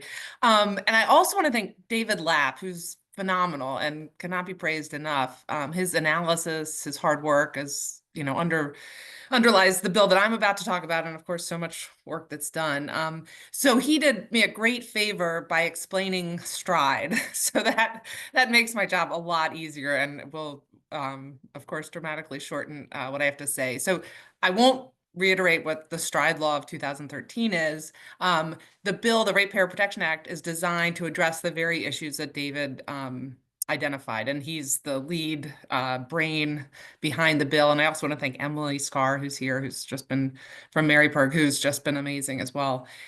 So I want a few points just to highlight things that David did talk about. One is the cost. The STRIDE Act is projected to cost $40 billion over its lifetime for ratepayers. And as David explained, not only is every penny spent on this replacement of gas infrastructure passed to consumers, but it's also passed with interest. So ratepayers end up paying, up to 3 times what was actually spent by the utilities over the course of their repayment. And another point I want to highlight is that it has not made Marylanders safer. That was the reasoning behind STRIDE. The main reason, at least I wasn't here in 2013, was that by incentivizing utilities to replace gas infrastructure, it would prevent gas leaks. It has not. Most gas leaks are human error, based on human error, and those that have occurred because of faulty pipes have not been because of pipes that haven't been replaced, not because of old pipes. So really, there's no evidence. In fact, there's excellent evidence that it has not made us safer. What it has done is just cost ratepayers enormous amounts of money and will continue to do so if we don't take action. So the bill, the bill does is codifies a few goals and requires gas utilities to address these concerns before getting approval, and requires the PSC to make sure that, in fact, the utilities have done those things successfully. It requires utilities to establish that their proposals are the most cost-effective way to address safety issues. They have to show that replacement is necessary and that leak detection and repair is not possible. Detection technologies improved vastly since 2013, and so it is possible now in ways that it wasn't before to go in and just fix the pipe rather than rip out everything and replace it. It also requires utilities in the PSC to consider non-pipeline alternatives to gas. And finally, it requires notice to consumers because, like David, and to a lesser extent me, I've only replaced one gas appliance, I have 2 to go, but many of us are converting from gas to electric. And so the bill would require that utilities give 2 years notice to ratepayers who are going to see the surcharge, so that they can make the decision to maybe accelerate their decision over those 2 years to switch away from gas and avoid the higher cost. So that's what the bill does.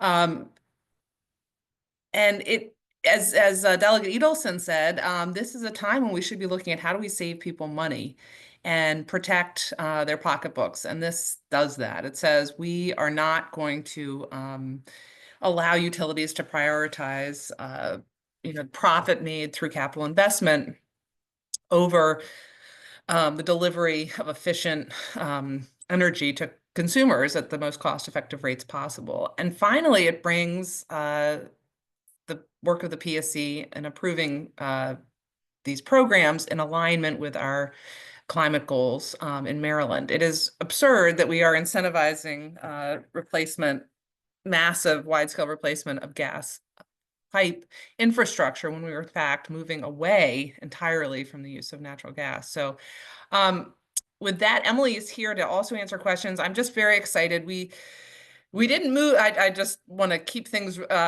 very realistic. We did not the committees did, and the House and Senate did not move this bill last year. So we're hopeful this year.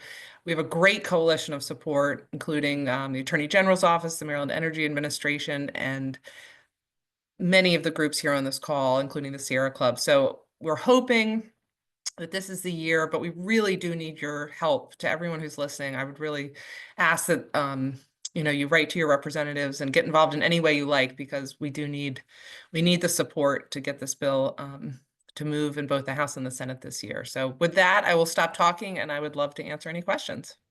Yeah, that's great. Thank you so much. And I'll ask Emily if she's on to go ahead and throw in the chat her email address so she can collect some supporters for you guys to, Great. to take into the hearings and to get some local testimony. I think that's really important. What do you think the difference? You said support's going to be needed this year, a bigger coalition of people. How do you see this getting across the finish line this year? Well, I think this is there's so many, and we're going to hear about all of the tremendous bills that are priorities this year, today and tomorrow in the summit. I think this bill is a higher priority this year for a number of groups. We were a little late in getting going last session and getting everyone coalesced and organized. So I think thanks to Emily and David, I think we'll be in even better shape, and Jennifer, who's on this, who's part of this summit as well. So I think we're better organized. The work that David has done, we just have even stronger and better data than we did last year. As great as it was last year, it's even better because of the work he's done. And so I'm hopeful that this will rise to the top this year. Yeah, that's great. Well, good luck to you. I think it's a solid bill here, and I'm really looking forward to seeing it play out during session, and many of the people here supporting you on that. So yes, thank you. Thank you, Delegate. And for those looking in the chat, Emily's email address was tossed in there. If you want to go ahead, shoot Emily or the delegate an email, get on their mailing list, get involved. That's what this summit's all about, is connecting the 237 folks on the call today with our lawmakers and our advocates, and trying to push what we can through session. So thank you. So we're going to move on to our next speaker, who is the only senator today on today's lineup joining us, but we're really excited to have Senator Lewis Young, representing District 3 in Frederick County, and serves on the Education, Energy, and the Environment Committee, one that many of us are familiar with on the Senate side. Before joining the Senate in 2023, she was in the House of Delegates since 2014, and has always had a focused and forward-thinking initiatives, including what we're going to hear about today, including the data center study, the Grid Enhancement Act, wildlife, highway crossings and connectivity, and then the banning of lead ammunition. And so, Senator Lewis Young, I'm going to go ahead and turn it over to you. Oh, thank you for that introduction. And I'm going to jump right in because I have 4 bills to cover in about 20 minutes. And I do have a hard stop at 2:45. So if you don't mind, I would like to go through the bills first and then answer questions at the end, because if I have to leave, I do have advocates that can handle questions. So with that, let's start with the data center study. For those of you that have been paying attention to the data center issue for a while, you're aware that I have had some fairly serious concerns about data centers for well over a year. And particularly had some issues with the governor's bill that would bypass the CPCN process for emergency diesel generators. So I have been doing some research around the country, particularly with Virginia, and we certainly don't want to repeat Virginia's mistakes. I saw that Virginia commissioned a study, I think it was back in May or June. And so the study I'm proposing really follows some similar issues, plus adds some concerns of mine. So number one was the economic case. A lot of people were dazzled by those very attractive numbers of jobs that would be created and local taxes. But yet those numbers aren't materializing elsewhere in the country. And the group that did the study, the SAGE group, was hired by the Maryland Tech Council, and that gave me some concerns about objectivity.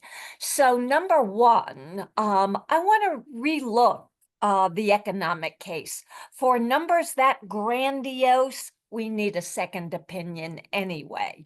You know, we know that after build out, data centers are not labor intensive. So let's look at that. Fortunately, I have interested DLS in being the umbrella for conducting the study. They will farm out components of it. The University of Maryland Business School has agreed to do the economic analysis. That is a talented, objective source and a great project for the students. My second major concern, and by the way, not necessarily in any particular order, is the forecast of CO2 and other GHG emissions. I noticed during testimony last year, the numbers would change drastically. When the economic case was being made, there would be 13 data centers. But when we were talking about emissions, there would only be 4 data centers. So we really need to get a handle on not only the anticipated number, but what their emissions would be and what kind of health and safety effects that could generate. The third major area would be to forecast energy demands. I mean, we all know from our recent conversation about energy demands and Maryland importing a large share of our energy, that what is expediting that demand is data centers, which are major users of energy. And so we really need to get our arms around how much energy data centers will consume. So I'm hoping there won't be resistance to this study.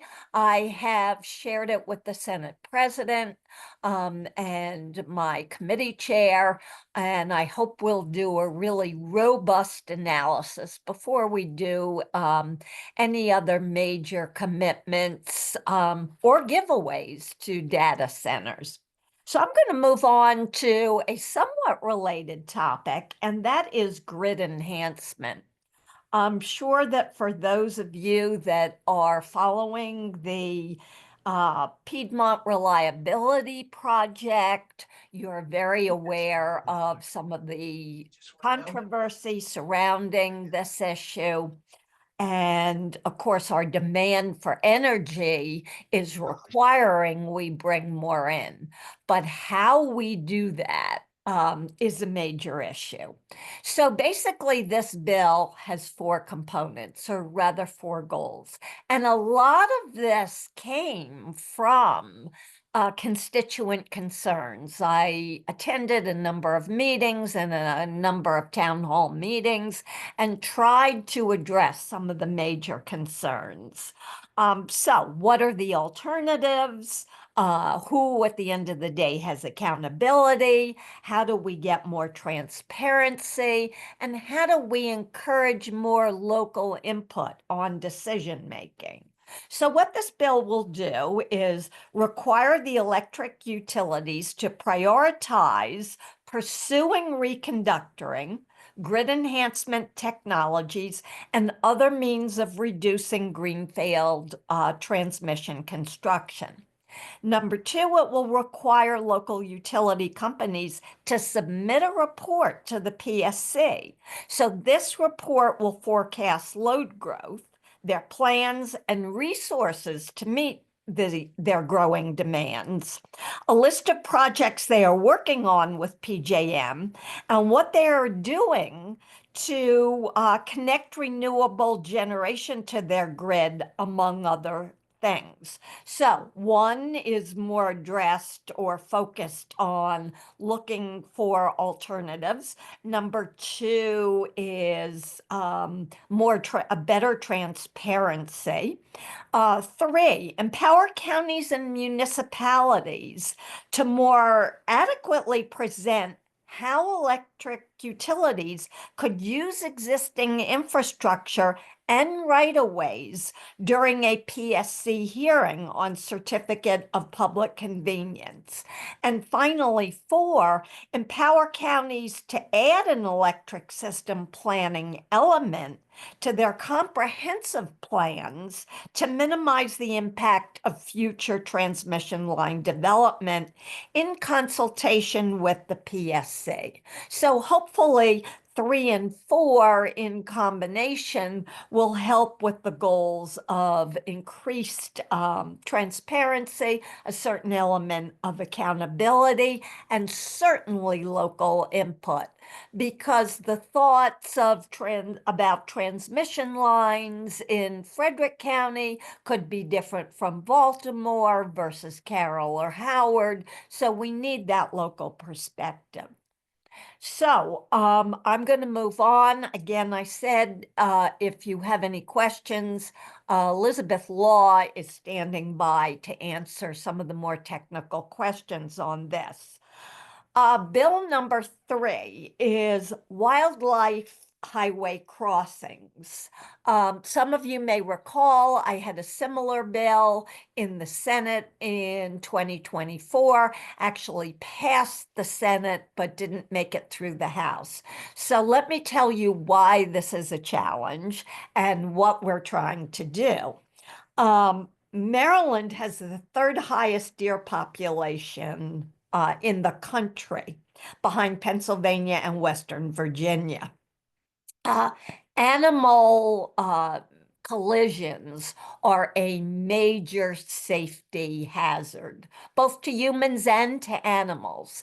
And in fact, Frederick County has the 6th highest vehicle collision accident rate in the country, and Howard County is number 10. When you think about it, that makes total sense. Where are these collisions happening?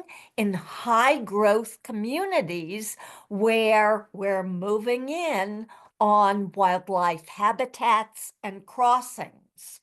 So not only are these accidents a big concern for safety and health, but also our pocketbooks. The average annual collision cost carries a bill of about $10,000. Maryland has about 20,000 accidents a year, and those are just the ones that are reported. So do the math. That really affects our insurance rates. And in fact, that's about what we're trying to find out. The Senate bill passed with an amendment, and that amendment was to, by the way, the original bill was to actually do a study of where the crossings were the most onerous. and to try to set up a fund to take corrective action.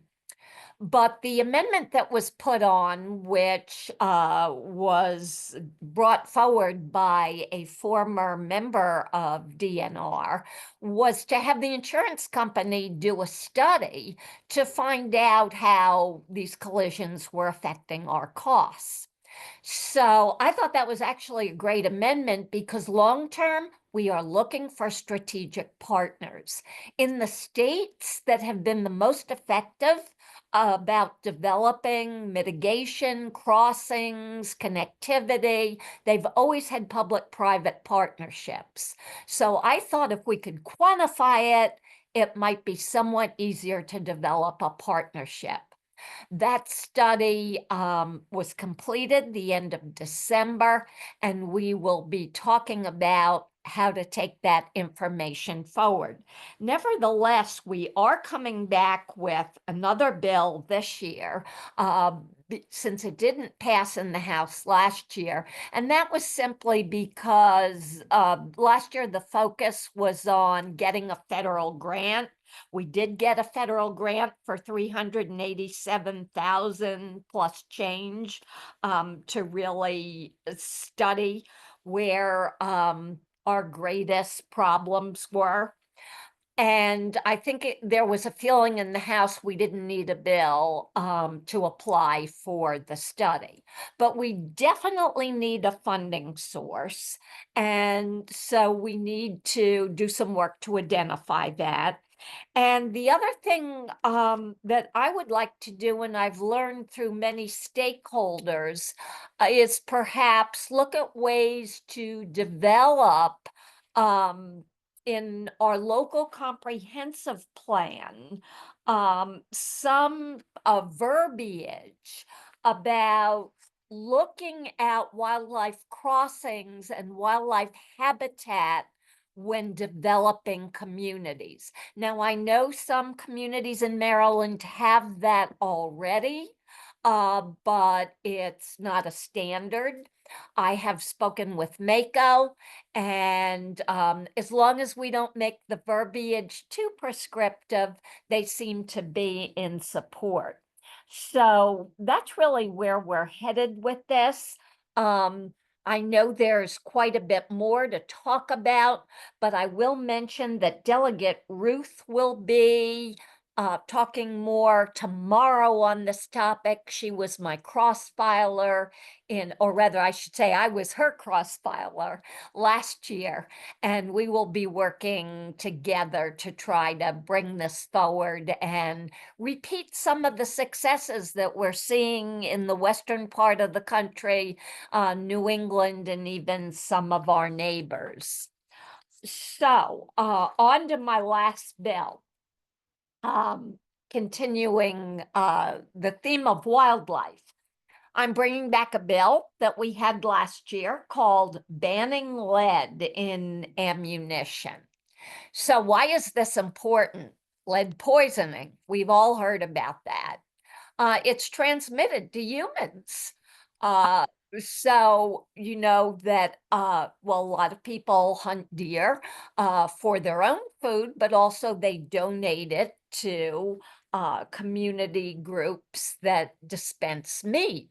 And you can get lead poisoning from an animal that is shot with lead.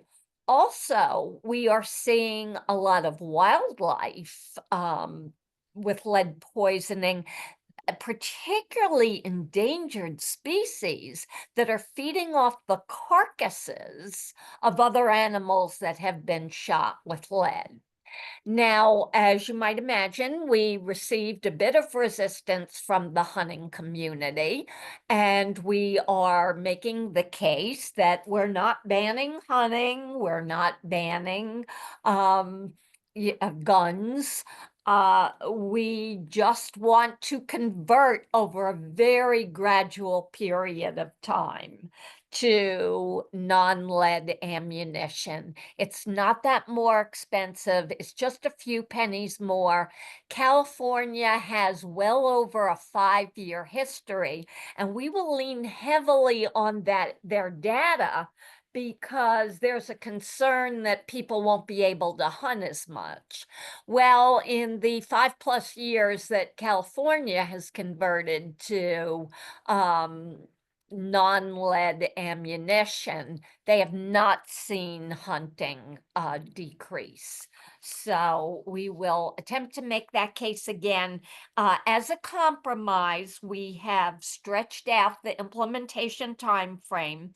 Our long-term goal is to try to have lead ammunition out of game hunting by the year 2030. So there are a number of graduated steps to reach that. Starting with birds and then upland game species in 2027, and so on, to make the timeline a bit more palatable. Of course, the other area of major opposition was those businesses that actually sell lead ammunition. So this timeline also gives them the opportunity to sell off their existing stock and to start replacing it. And where we have demand, we always see increased supply. So we're not concerned that as we progress to this end goal of 2030, we will start to see other less dangerous alternatives on the market. So with that, I do have a couple minutes left to answer questions on any or all of the above. And as I mentioned, I have Elizabeth Law's backup for the grid enhancement bill. Misty Bose is on here for wildlife crossings. And I'm fairly certain my chief of staff, Andrew Burgoyne, is on as well to answer any and all questions or to get you bill language if that is what you're looking for. I know you all have asked this question before, so I'll anticipate it. How can you help? Show up, testify. If you can't show up, send written testimony. Constituent testimony is very important. I can tell you from having been in the state legislature for 12 years now, going on my 13th, we listen to constituents as much, if not more, than special interest groups or lobbyists. So your testimony is highly valued, very important. So with that, I'll open it up. Senator, that was really good. You hit a lot of good bills in a short amount of time. I want to thank you for that. And I want to thank you for bringing your team with you to help cover any bases that we might not get to. We are a little bit behind schedule. And so if it's okay with you, I'll ask one question and then I'll ask your team to sort of go after the other ones that are in the chat, because a few more did come in. But specifically about the data center bill, does the analysis take into consideration impacts on water resources and the economic impacts from negatively impacting those water resources? One example was groundwater. There's a reference from EPA saying that Maryland may be depleting its groundwater at a rapid rate. And so, how does that all play in? And is that a focus of the study? Yeah, that has been asked a few times. Water is a local issue. Water is controlled by the counties. So our plan is not to get into it in this study for two reasons. One is the fact that water is controlled locally. And secondly, if we make this study overly cumbersome, I'm afraid that that could hurt its viability. So we want to stick to the issues that aren't controlled locally. Yeah, no, that's a great point. Thank you for that. Well, again, thank you so much. There's a lot of questions coming in through the Q&A, so I will point your attention to that if you have a few more minutes, and definitely your advocates here as well. And I just want to thank everyone for all your participation in the Q&A here. I see a lot of questions coming in. I also see a lot of comments and what looks to be helpful resources for either the advocates or the legislators here. And I would say it's probably best not to use the Q&A for that function, but instead take down the email addresses of the advocates because they would probably love to have that information, but what's in the Q&A may get lost. And so I would suggest anybody who has an idea, a tip, a resource, or something you want to share related to a subject that we're hearing about today, again, jot down that advocate's email address or the legislator and get that over to them because I know they'd love that. So again, Senator Lewis Young, thank you so much. I look forward to seeing you during session and working with you on getting some of these bills passed. Thank you. It will be a challenging session, and after the whole budget conversations, I really believe energy will be the second biggest issue of the session. Yeah, I think you might be onto something there for sure. Yeah. Great. Well, we're gonna move to our next Okay. delegate here. Delegate Johnson. Delegate Andre Johnson represents District 34A in Hartford County and serves on the Economic Matters Committee and the Maryland Joint Committee on Federal Relations. Elected in 2023 and new to climate legislation, he is advocating for the Utility Transparency and Accountability Act. And while he's also earned a great score, 100% through the Maryland League of Conservation Voters. So Delegate Johnson, thanks for being here today. We're excited to hear about what you have in store for us for this great bill. Well, thanks a lot, Matt. I truly appreciate you, and I truly appreciate the time of this this great committee and the summit here. I guess I'm the baby of the bunch. I'll just tell a little story here real quick that I'm learning constantly from Delegate Charkoudian. I sit across from her, and she's a really good person to learn from. She keeps me on my toes because I come from local government, so local government is completely different than state government. And when I sat down in ECM, people were talking about Reggie, and I was looking around the room for Reggie, and I couldn't find Reggie. So Delegate Charkoudian finally put me on to who Reggie actually is. So I would just ask that this body, that you guys just continue coming into my office, contacting me, and that I can hopefully contact you all to get better versed in public utilities and things of this nature, because it is a big issue that I had no idea about. But so my bill is very simple. It's super simple,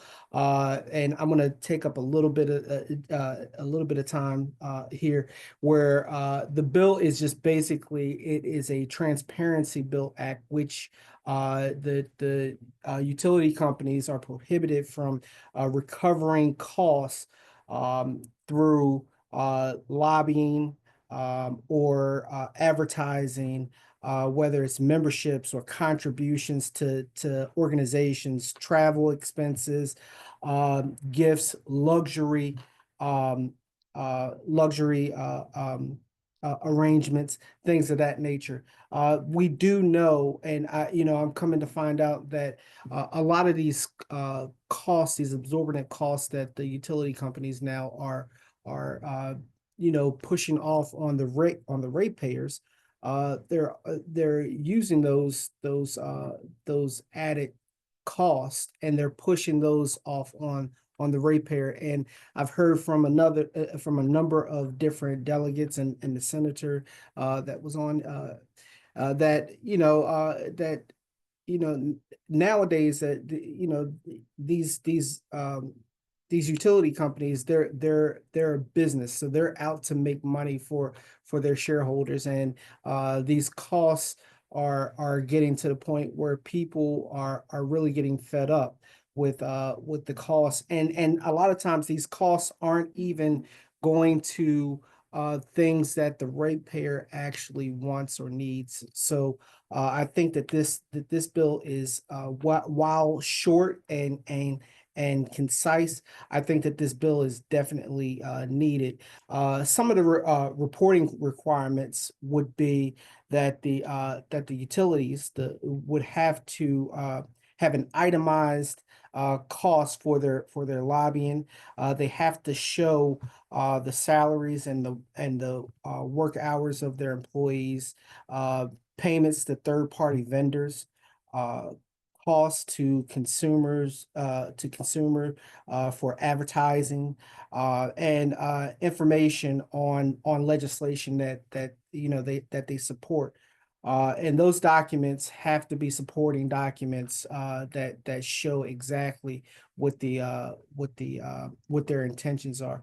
I noticed that Maryland, just based off of the transparency portion of it, Maryland is rated a C, while 27 other states have a failing rate. So we have to do better, and we will do better once this bill is passed.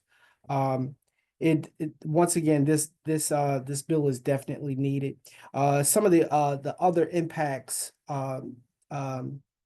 that other states that have passed similar bills, for instance, Colorado saved their ratepayers more than $775,000 annually. New York was charging their consumers about $1.9 million for EEI, and which now they know their ratepayers no longer have to pay that money. So I think that it's time that Maryland now gets on board. We have to save our ratepayers money. We have to put some more transparency in this in the public utility section of our community here, and I think that this will give some teeth to that. So thank you all so very, very much. If there are any questions, please don't hesitate to reach out to me. And I'm here as a vessel, but I need you all more as my eyes, ears, and my my ears to the ground to make sure that we are doing the right thing, not just for for the people of the state of Maryland, but for everyone that is paying these exorbitant costs. So thank you also very much. Yeah, no, that's great. Thank you. And I appreciate the underlining emphasis around transparency and accountability here. We can't put enough effort into that, because if we aren't holding these massive utility companies accountable, or if we aren't, seeing the transparency in what we're doing, then things are going to get out of control and unwieldy, and sort of rightfully, like you said, this is for the ratepayers. This is for the people who are paying into this. So Delegate, I want to thank you for being here. You may be a rookie in this space, but you're always welcome back to the Legislative Summit. And we hope to have you again. Well, thank you so much. And like I said, I'm a rookie at this, but I'm learning. So and this is a spot, this is a place where I really want to be. I feel at home here. So thank you all so very much. Yeah, thank you so much. And if you want to stick around, and I'll note too, Taylor Smith-Hams there is your advocate listed for this bill with 350.org. Folks, please take down both email addresses, and like the delegate said, get involved, connect with them so that the personal testimonies can be used and really help move this bill forward. Thank you. Thank you. All right, we're going to move on to our next delegate here. Delegate Buafo represents District 23 in Prince George's County and serves on the Economic Matters Committee. Since joining the House of Delegates in 2023, he has emerged as a green champion, advocating for transformative legislation such as the Better Buildings Act, the Renew Act, and the Green Act, all of which we'll hear about today, which I was really excited when I was putting these slides together to learn about. And then I'll also note the 100% score that the delegate received through the Maryland League of Conservation Voters. So I think this is your first legislative summit on climate and the environment. Is that correct? It is, Matt. Good to see you, by the way. How are you? Yeah, good to see you. Thanks for being here. Yeah, well, let me just start by saying Andre Johnson is not a rookie at this. He's a phenomenal member of the Economic Matters Committee, and more importantly, is doing great work in in Harford County. I just was appreciative that he said he's the youngest member because that makes me feel a little bit older than I actually am. Well, let's get into it, Matt.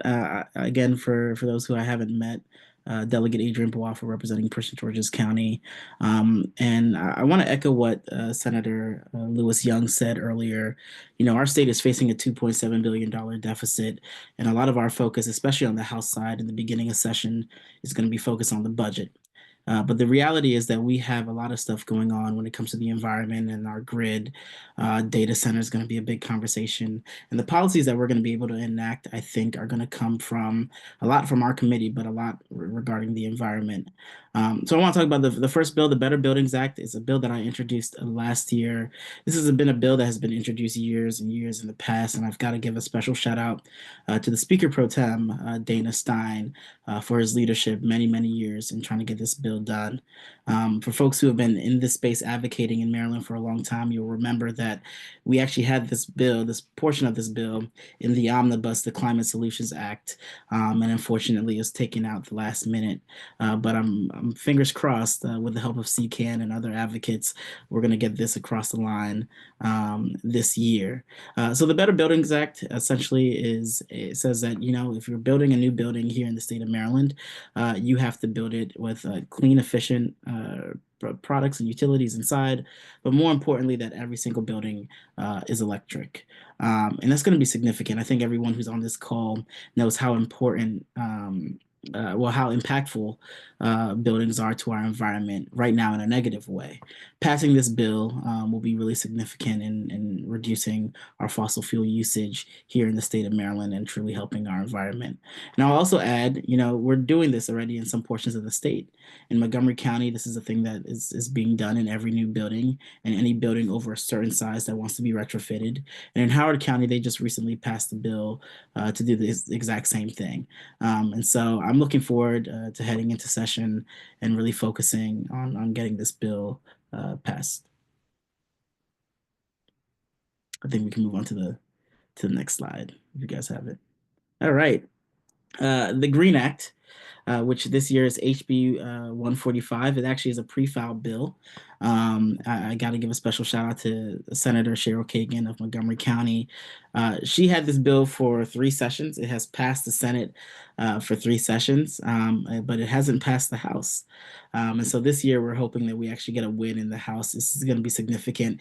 It actually mirrors what Congressman Raskin was doing at the federal level, and it provides an interest-free revolving loan fund that will essentially enable nonprofits to transition to renewable energy systems. And so it's a significant bill to help nonprofits, again, go through that transition. We're using the money from CEF, which is a big part of our budget to kind of help these nonprofits transition. The effective date would be mid-2025. So as soon as we pass this bill, nonprofits throughout the state will be able to take credit for it. And this will be administered by MEA, the Maryland Energy Administration. And Renew Act. I think we're going to end up having a new name for this bill. But I've got to be honest, this is one of my favorite bills that I've been able to be a second on. David Fraser Hidalgo has been a real leader, not just in our committee, but throughout the state on this bill. And I want to just take a message to kind of take a second to kind of frame why this bill is so important. Everybody knows that for a long time, no matter where you live in the state, you have seen the environmental impacts become more and more aggressive, especially those who may be from Anne Arundel County or from Howard County. Remember a couple years ago, there was a massive storm and Howard County was flooded for many days. Just last session, when we were up there at Annapolis, you know, there was a little storm that happened in Annapolis and businesses were over flooded, roads were ruined. And that is truly because we have not held accountable the fossil fuel companies that have truly destroyed our environment. Now, because the federal government can't get anything together, what we're going to do in Maryland is take matters into our own hand. And the Renew Act essentially holds accountable the fossil fuel companies that have put so much into our environment in a negative way. And so it creates a fund which will essentially take what is billions of dollars over the decade to really help ensure that local water infrastructure is protected, but more importantly, also make sure that the effects from climate change are actually paid for at the end of the day. If you've heard me speak about this bill, you've heard me say what I'm what I'm about to say. When you're growing up, your parents say, if you make a mess, you've got to clean it. And this is what we're saying to the fossil fuel companies. You have made a mess here in our community, here in our state, and it's about time that you clean up your mess. And the Renew Act will do just that. And I also want to put this in perspective. Right now, we're facing a $2.7 billion deficit for this fiscal year alone. Passing the Renew Act won't only help solve a significant part of our fiscal deficit, but it will also make sure that we're protecting our environment and making critical investments for the long-term future as well.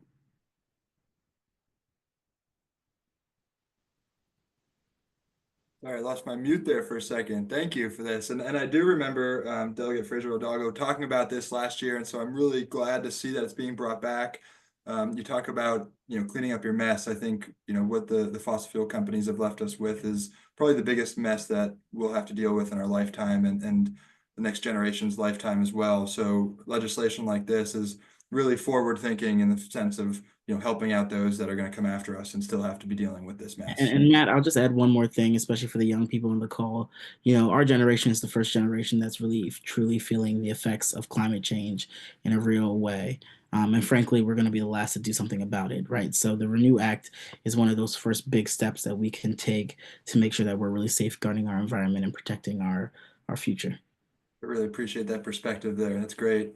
Well, thank you so much. I do believe there's a question there in the chat for you. I'm going to turn you over to answer that there, if you don't mind. We're going to keep moving. We're a little bit behind schedule, but that's not a problem. And we got all this good information that we're sharing. So again, thanks for being here today. And we're going to move over next to Delegate Cheesebills, who Delegate Cheese, she represents District 15 in Montgomery County and serves on the Economic Matters Committee. A legislator since 2019 and recognized as a green champion by Maryland LCV. She has been a leader in clean energy legislation and is currently advocating for the Affordable Grid Reliability and Improved Distribution, or the GRID Act, and the Road Salt Storage Bill. And Delegate Chi isn't able to join us today, but in her place is her Chief of Staff, Katie Hardy. Katie, thanks for being here. I'm excited for what you have to share with us. Hi, thank you, everyone. Like Matt said, my name is Katie Hardy, and I'm the Chief of Staff for Delegate Lily Chi, who sends her regards for not being able to be here this afternoon.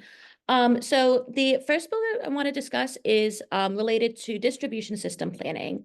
As many of you know, Maryland has taken steps over the past several years to facilitate the adoption of clean energy technologies to help us meet our ambitious greenhouse reduction goals. It's really important that our utilities also partner with us in this effort. Traditionally, our utilities rely on historical trends and other factors to forecast growth in demand for electricity. And they've consistently underestimated the growth in demand for EVs, distributed solar, electric heat pumps, and a lot more. So this bill will require electric companies to submit a distribution system plan with specific objectives to the PSC every 3 years. The plan will detail how the company intends to meet future obligations to provide safe, reliable, and affordable service, including any investments it asserts are necessary to upgrade or modernize its electric distribution system assets. This forecasting method will allow for better demand prediction at a regional and local level, better aligning capacity costs with actual consumption patterns. The bill will also require utilities to maximize the use of existing infrastructure. These provisions will help mitigate utilities under or overbuilding infrastructure, which can cause unnecessary delays in implementing our climate goals. It will also require utilities to identify where grid upgrades are needed to support electrification and assess the need for electric distribution system improvements in our overburdened communities. In short, the overall purpose of this legislation is to ensure our utilities are being held accountable to and partnering with Maryland's distribution system planning requirements. By having consistent and reliable distribution system plans, Maryland can increase its load capacity, lower costs for ratepayers, and meet its ambitious climate goals. So if you have any questions, I know that's a lot of information, but if you have any questions on that one, just pop them in the chat. I know one of our advocates, Katie Metal, is here with us today. The delegate's second bill switches gears from energy to the environment. This bill is incredibly timely given the upcoming winter storm we are expecting. For several years, Delegate Chi has introduced legislation to help limit the amount of road salt being applied to our roads and washed into our waterways. As many of you know, excessive road salt is a serious and growing both environmental and health concern. While salt is as cost-effective in preventing icy roads and walkways, oversalting has multiple harmful impacts on our infrastructure, including bridges, pipes, roadways, our wildlife, and even human health. And this is because sodium in our drinking water cannot be easily removed. According to WSSC, the salt content of the Patuxent River and the Potomac River has increased 180% and 104% respectively over the past 30 years. These are the two main drinking water sources for many Marylanders, and the numbers are likely similar to those of waterways throughout the state. To mitigate this road salt pollution, this bill will prohibit road salt from being stored outdoors without a secure waterproof cover. The bill is currently written, but there may be some modifications, would require the Maryland Department of the Environment to work with counties to establish these storage requirements and penalties for noncompliance. Please note this would only apply to the entities not currently covered within MS4 permits, as they're already required to have safe salt storage. And while simply covering a salt pile with a tarp or putting it on a pallet and covering it may seem like a small thing, it's a small first step in reducing the amount of road salt in our waterways. So next time you're out and about after this storm, take a look and see how many uncovered salt piles you see in parking lots, and think of how much runoff could be stopped if it had proper storage. That's great, Katie. Thank you so much for covering these two bills for the delegate today. I do have one question for you I want to get to you, but before I do, I want to call out to the audience. There's a Jennifer June. Jennifer, we're looking for you. Delegate Stewart's bills are up next, and you're listed as the advocate. We are sending you over an invite to join over to the other side, the host side, if you will, so you can help present that. And so, Katie, I want to ask about road salts real quick. What do you understand to be the impact of road salts on our already aging infrastructure? And I'm thinking about stormwater, sewer, all of those things that do interact with sort of the wash water that comes off of stormwater runoff. Absolutely. And I may tag, I know Abby Heilman from the Isaac Walton League is here. I may tag her to answer that question. Okay. All right, great. Well, this is great. Everyone, please take note of the delegate's email there, as well as the advocate, and then go ahead and if you have a response to that in the in the chat, you can go ahead and plug that in there. Sounds good. Thank you so much, everyone. Yeah, thank you. Okay, is it Jennifer? Are you with us here? Let's see. Yes, I'm here. Would you like me to start, or would you like to wait for Delegate Stewart? Without Delegate Stewart here, we're going to keep moving with you, if that's okay. Sure. And I'll just give a quick introduction for the delegate. Representing District 19 in Montgomery County. Delegate Stewart serves on the Environment and Transportation Committee. Since joining the House in 2019, he has been a dedicated advocate for environmental progress, earning a 100% score by LCV and being a 2024 Green Champion, with a focus this session on advancing the Reclaim Renewables Initiative, which I'm excited to hear more about, which I believe has come up in the past as well. So it sure has. Yeah. Why don't you go ahead and explain it, Jennifer? Great. Well, yeah, thank you so much. Glad to be here. Wish Delegate Stewart was here to speak for himself, but I can cover this very long-standing bill that for many, but not all, may be a familiar issue. So the Reclaim Renewable Energy Act is a bill to fix what's been a long-standing environmental injustice in Maryland, which is the fact that our trash incinerators get subsidized as renewable energy. And this is through the Renewable Portfolio Standard program that sets up a trading mechanism that in effect, it's a little convoluted, but in effect means that a portion of our utility bills, which like David Lapp was explaining earlier, that's a regressive tax inherently, but a portion of our utility bills goes to subsidize renewable energy through this complicated trading mechanism. The fact that trash incineration counts in that program as renewable energy not only gives the trash incinerators extra profits, but then also means that they're shouldering out other methods of producing renewable energy from being available for these subsidies. In effect, there's less subsidy for other better actual renewable energy available through this program because trash incineration is in the mix. And this is not chump change we're talking about. It's an awful lot of money. Last year, Maryland wasted over $24 million subsidizing 3 trash incinerators. That's the one that is in Baltimore City, the Bresco trash incinerator, which if you're coming in into town from the south on 95 or 295, you'll see the big smokestack that says Baltimore. That receives the subsidy, and then also the incinerator in Montgomery County out in Dickerson receives the subsidy.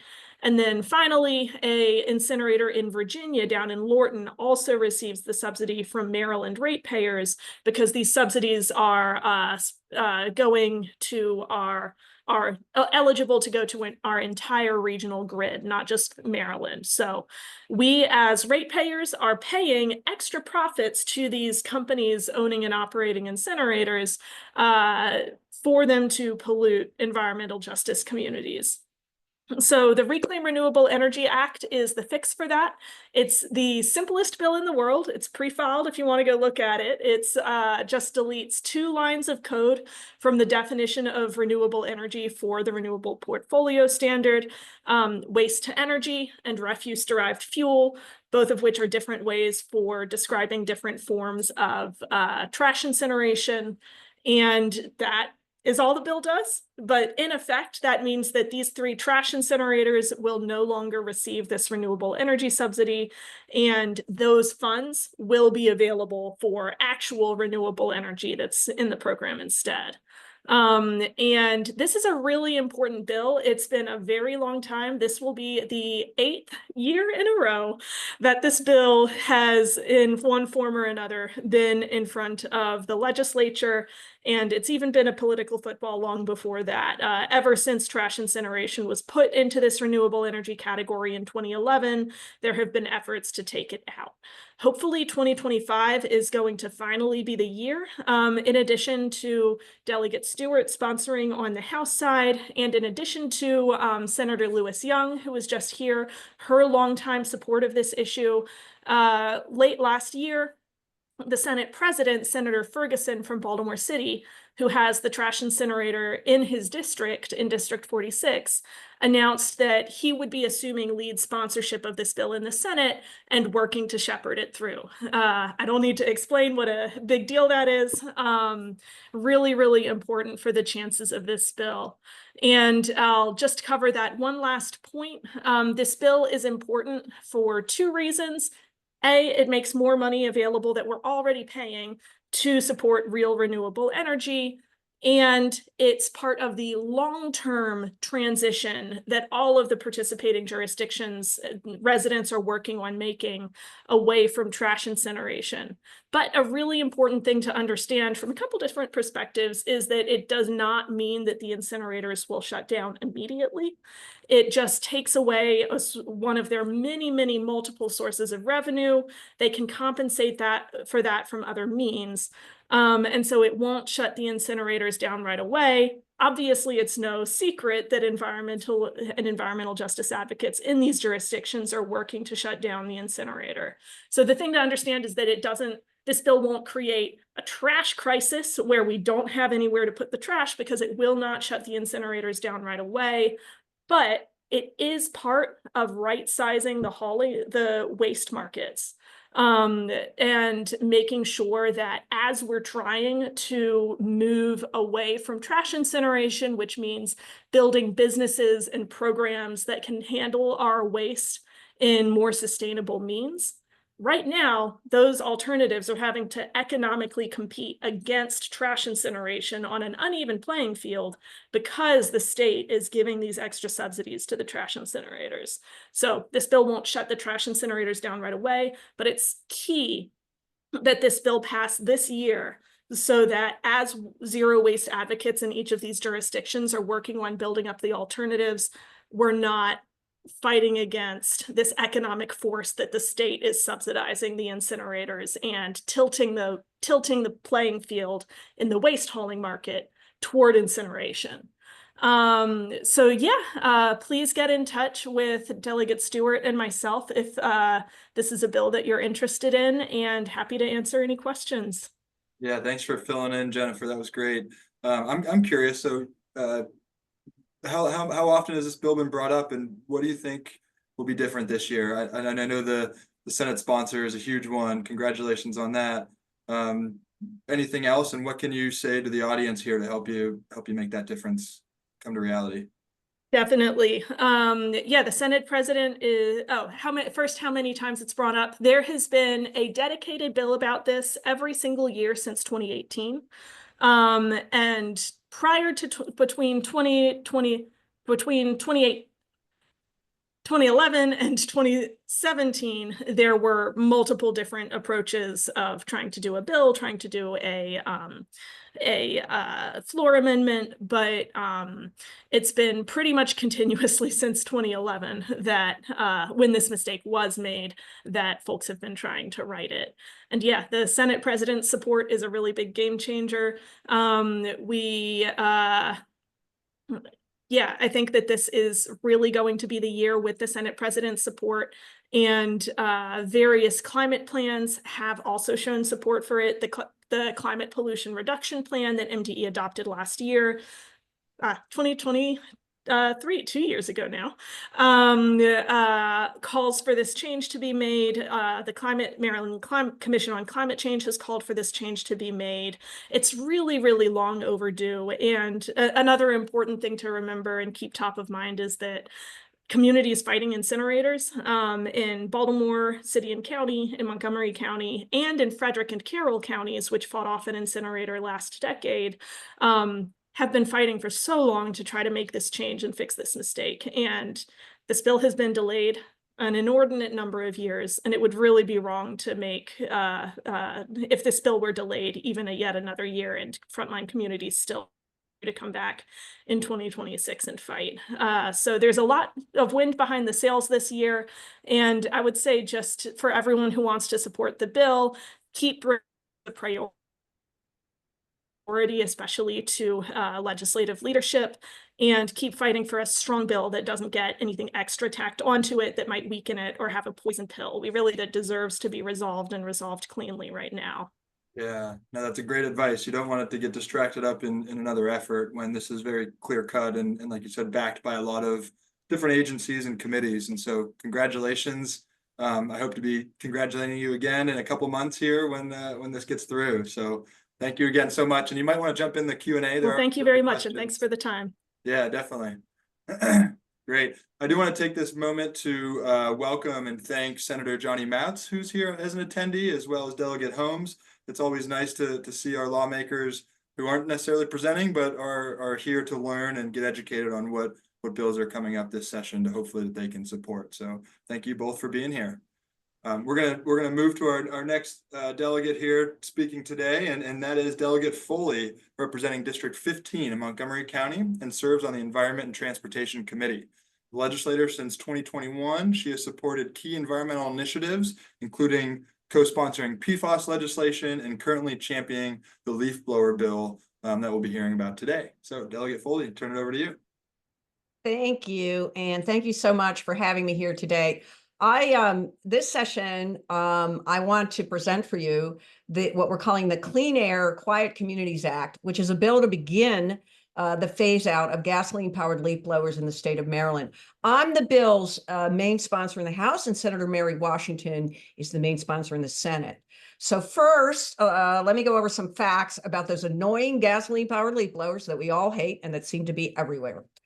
Besides being incredibly annoying, these gas blowers in 1 hour of use spew smog-forming pollution equivalent to the emissions of a car driving 1,100 miles. And that means that 12.5 hours of gas-powered leaf blowing produces as much pollution as an average Marylander does driving for 1 year in their car. They drive a little more than 13,000 miles in a year. And despite our best efforts here in Maryland, 82% of Marylanders breathe air that fails to meet federally mandated quality standards. Gas-powered lawn equipment produces more air pollution in Maryland than all of our cars combined.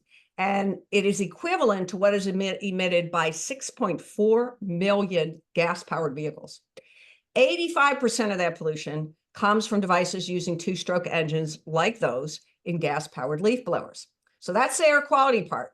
Now I want to talk a little bit about the sound levels and noise that the gas-powered leaf blowers produce. Gas-powered leaf blowers operate at a level of 90 to 112 decibels, a sound level that has been shown to cause significant hearing damage in humans as well as birds, pets, wildlife, and pollinators. And because of the volume, dozens of households within 800 feet of a gas-powered leaf blower can be affected by noise that exceeds World Health Organization standards. Gas leaf blowers also sound 4 times louder indoors than electric leaf blowers.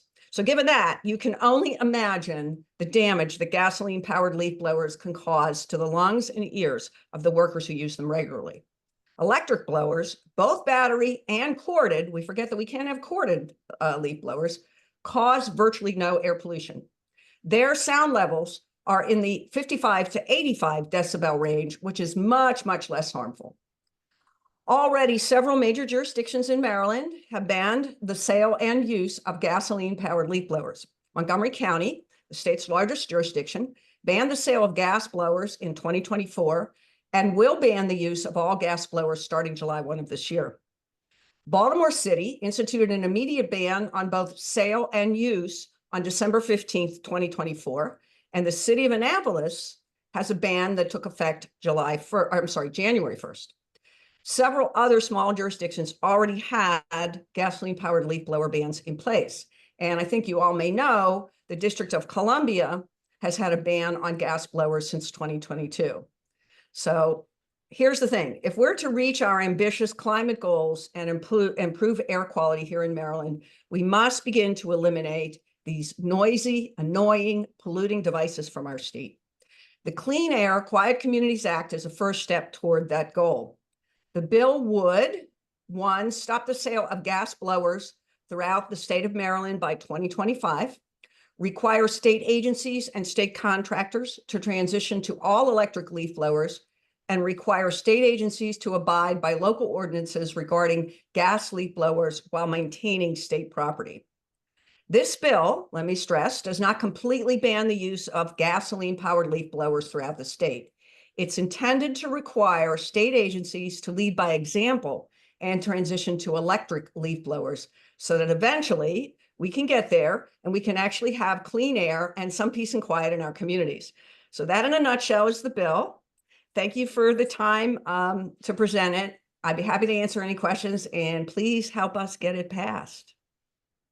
Yeah, thank you for that. What do you expect a fiscal note on this bill? I can't remember if it was pre-funded. Yeah, I mean, we haven't submitted the bill yet. We've been working on it with some advocates. We have been in touch with, we tried to have conversations over the summer with the state agencies that are impacted by this bill. We do expect a fiscal note.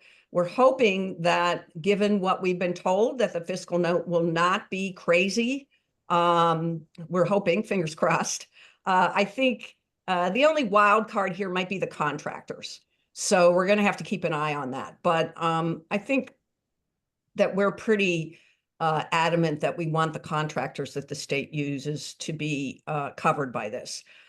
In the past, when I've sponsored bills like this in the past, and my experience is that when they do the fiscal notes, for some reason, they don't take into account the fact that you don't spend that the agencies are not going to be spending money on gasoline. So they just don't account for that. The phase in here is a pretty long timeline. It's sort of in time replacement. So whenever you replace the equipment, you replace it with electric as opposed to gasoline powered, and it's only leaf blowers, and it's and certain huge equipment that deals with leaves and leaf disposal is exempted. So we're hoping that the fiscal note comes in pretty reasonable. Yeah, thank you. And I just want to clarify something. I thought I heard you say that the stopping the sale of gas leaf blowers would be in 2025. I have on my notes 2027. No, 2027. If I said Okay, 2025, I misspoke. I'm sorry. It's 20. Okay. It's the sale ban. There would be a sale ban in the state, and that would go into effect in 2027, and that would include everyone, right? Not just the state agencies. Yeah. Okay. Yeah, if I can add just a couple of very small, big points. Consumer Report now considers that battery and electric ones are just as good as gas powered ones, which is really important. The other thing too is that, obviously we can all use a rake, which is a very inexpensive device, but corded leaf blowers are available for sale for as little as $30 at Lowe's and Home and Walmart and stuff like that for small properties. And for larger ones, they're just as competitively priced as gas leaf blowers. And for commercial users, they do have to buy some extra batteries to make it through a whole day. But what we're finding in research through manufacturers is that that landscapers should be saving actually more money in fuel than those extra batteries cost. So buying an electric leaf blower will actually be, in the long run, a cost savings for landscapers, in addition to saving their hearing and preventing them on sucking in all of those pollutants, which is like sucking on a tailpipe all day. So really important things. Yeah. And, everything Marie said, but also in terms of this particular bill, aimed at state agencies. We already have a ban in the largest jurisdiction in the state, Montgomery County. We already have a ban in Baltimore City, and we already have a ban in the city of Annapolis. I don't know where other state properties are, but that's a lot of the state property that's already out there.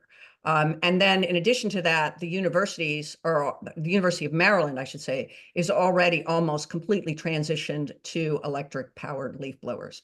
So, I don't know how much is left, but this does not seem to me to be a very big lift for the state to do this. Well, and that actually leads into a question, if you don't mind, Delegate. Why stop at just state businesses? Why not expand this out to, an outright ban in the state? I would love to be able to do that. And we looked at that very seriously. First of all, there are no, other than California, which is, its own country, basically, there are no statewide bans anywhere in the country at the moment. There is an executive order in Colorado that does affect leaf blowers, and the reason is we would have to do, I've looked at that, and I actually proposed that at one point early in my career naively. What I think is necessary for a use ban, and what a lot of these use bans have, particularly in Montgomery County, are rebates. And we just don't have the money to do a rebate. So our idea here is let's start, small on something that we can control. And, let's then move and broaden it. I mean, this won't be the end of the conversation if this bill passes. We hope to continue and then eventually get there to where we have a state ban, because there are other jurisdictions that are considering use bans. The more of the local jurisdictions who do it, the easier it's going to be to ban across the state. And that seems to be a lot easier to do than to do a statewide ban where we'd have to deal with rebates. Yeah, no, that's a really good point and a good perspective. It actually hits on a question that I think relates to this. It talks about the option of a buyback program. It sounds like that might be a good piece to fit in if it does, go statewide or yeah. I mean, DC, well, I guess DC has a rebate and Montgomery has a rebate, but the rebates are fairly generous at this point. The other thing is the rebate gets to be less important as the price the price points come together, right? Mm. So we've already seen the price points come together, closer together.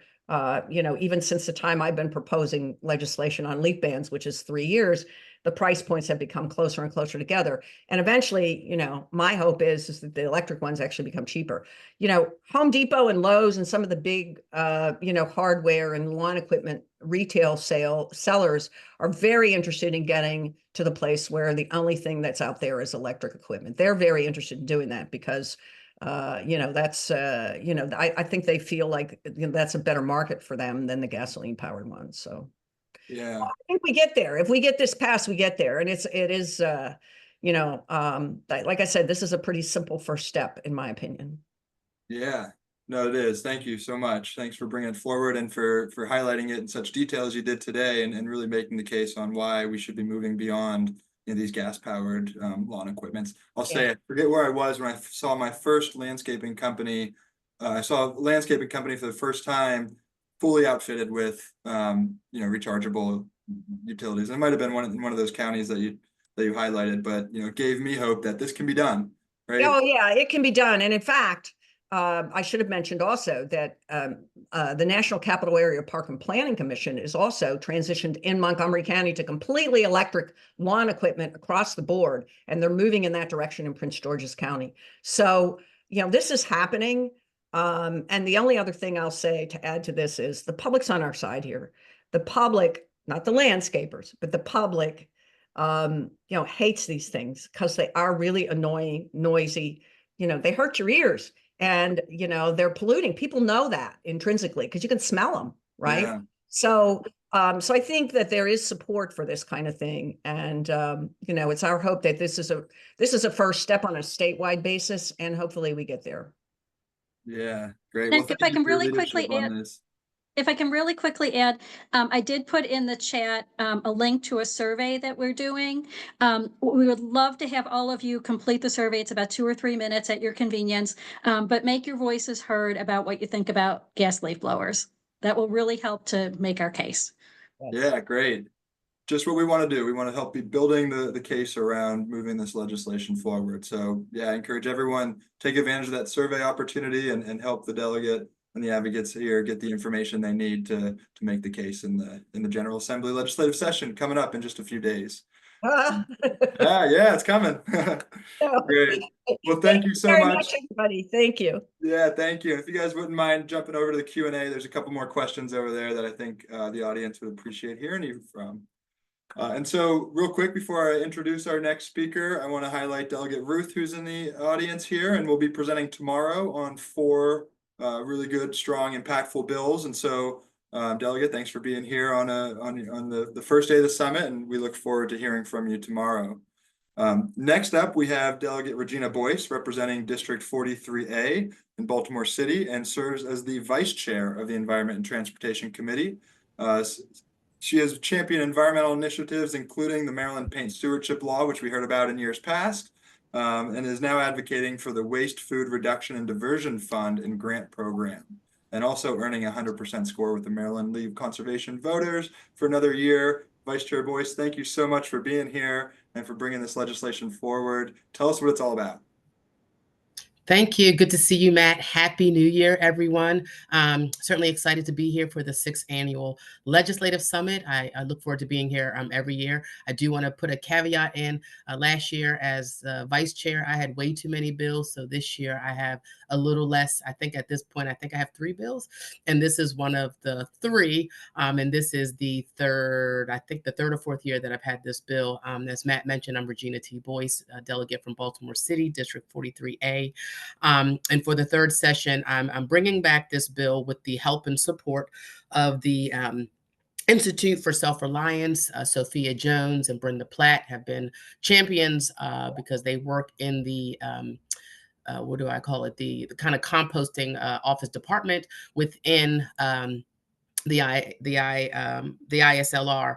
And so they brought this bill back again. And I've certainly had a pleasure of working with them on this food waste reduction and diversion bill, which is HB 42, the Solid Waste Disposal Surcharge and Wasted Food Reduction Diversion Fund and Grant program, say that 5 times fast, established.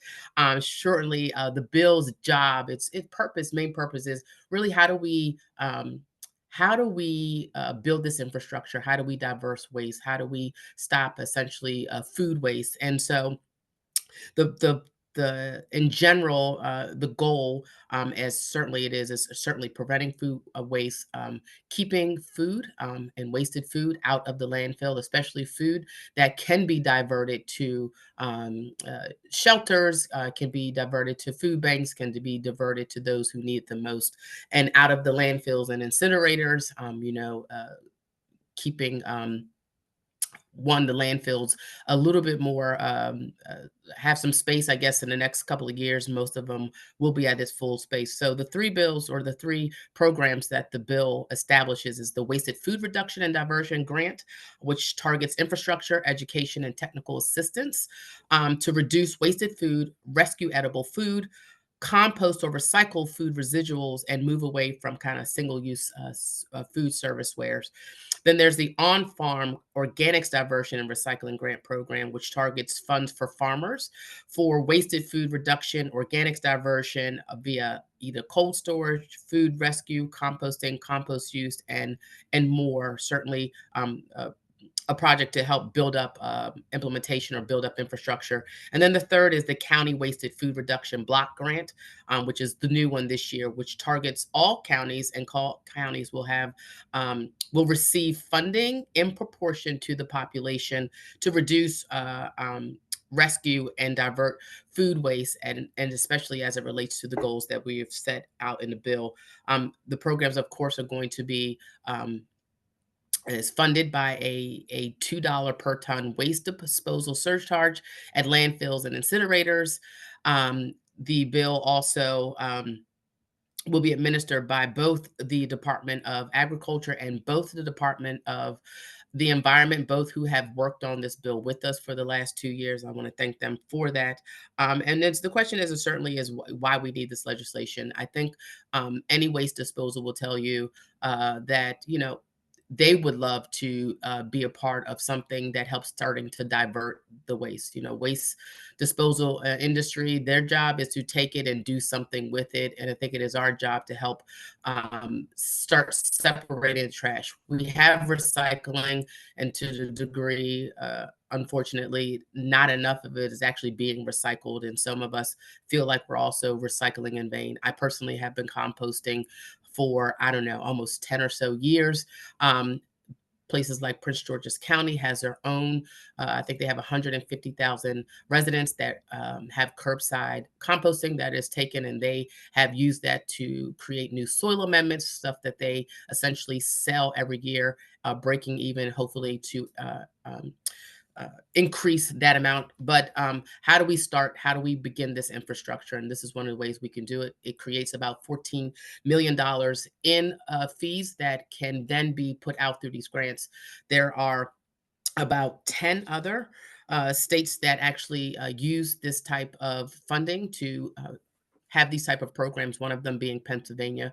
And so we are looking forward to, again, having this, especially as we're talking about the Renew Act and where does these type of funds go? Where do we want it to go? Where do we want it? Do we want stuff to go to solar or wind, or do we want it to go to help building up a grid, or do we want it to go to something like this, which helps divert trash even more as we work on the back end to solve the other issues, whether it's the use by or Best Buy labeling on food? How do we consume less so that we're throwing out less food? And so this year, I'm looking forward to working that bill again, looking forward to support for the bill as we look to build this infrastructure and get everyone, essentially, hopefully, every jurisdiction, starting at the kind of local level, farm level, beginning to divert this waste, and then creating essentially another product, soil amendments, for all of us to use, and kind of creating hopefully a circular market at some point. I don't know if Sophia and or Brenda are on the line. They're welcome to say a couple of words if they are here. If not, that is my time. Thank you so much. Yeah, let me see. Are they available here? I don't know. Hello, I'm on here. Oh, Thank hey, you all for Sophia. Happy joining. New Year. Happy New Year. Good to see you. Good to see you. Yeah, so that was a fantastic overview of this bill. It is the fourth year that this is being seen in the assembly. So we're really working hard on it this year. The goal is really to create that infrastructure and capacity to divert wasted food and have it go to feed people and animals as the highest use, and then also to be recycled into clean soil amendments. And the priority funding will go for projects that really maximize the benefits to local communities, especially those overburdened and underserved.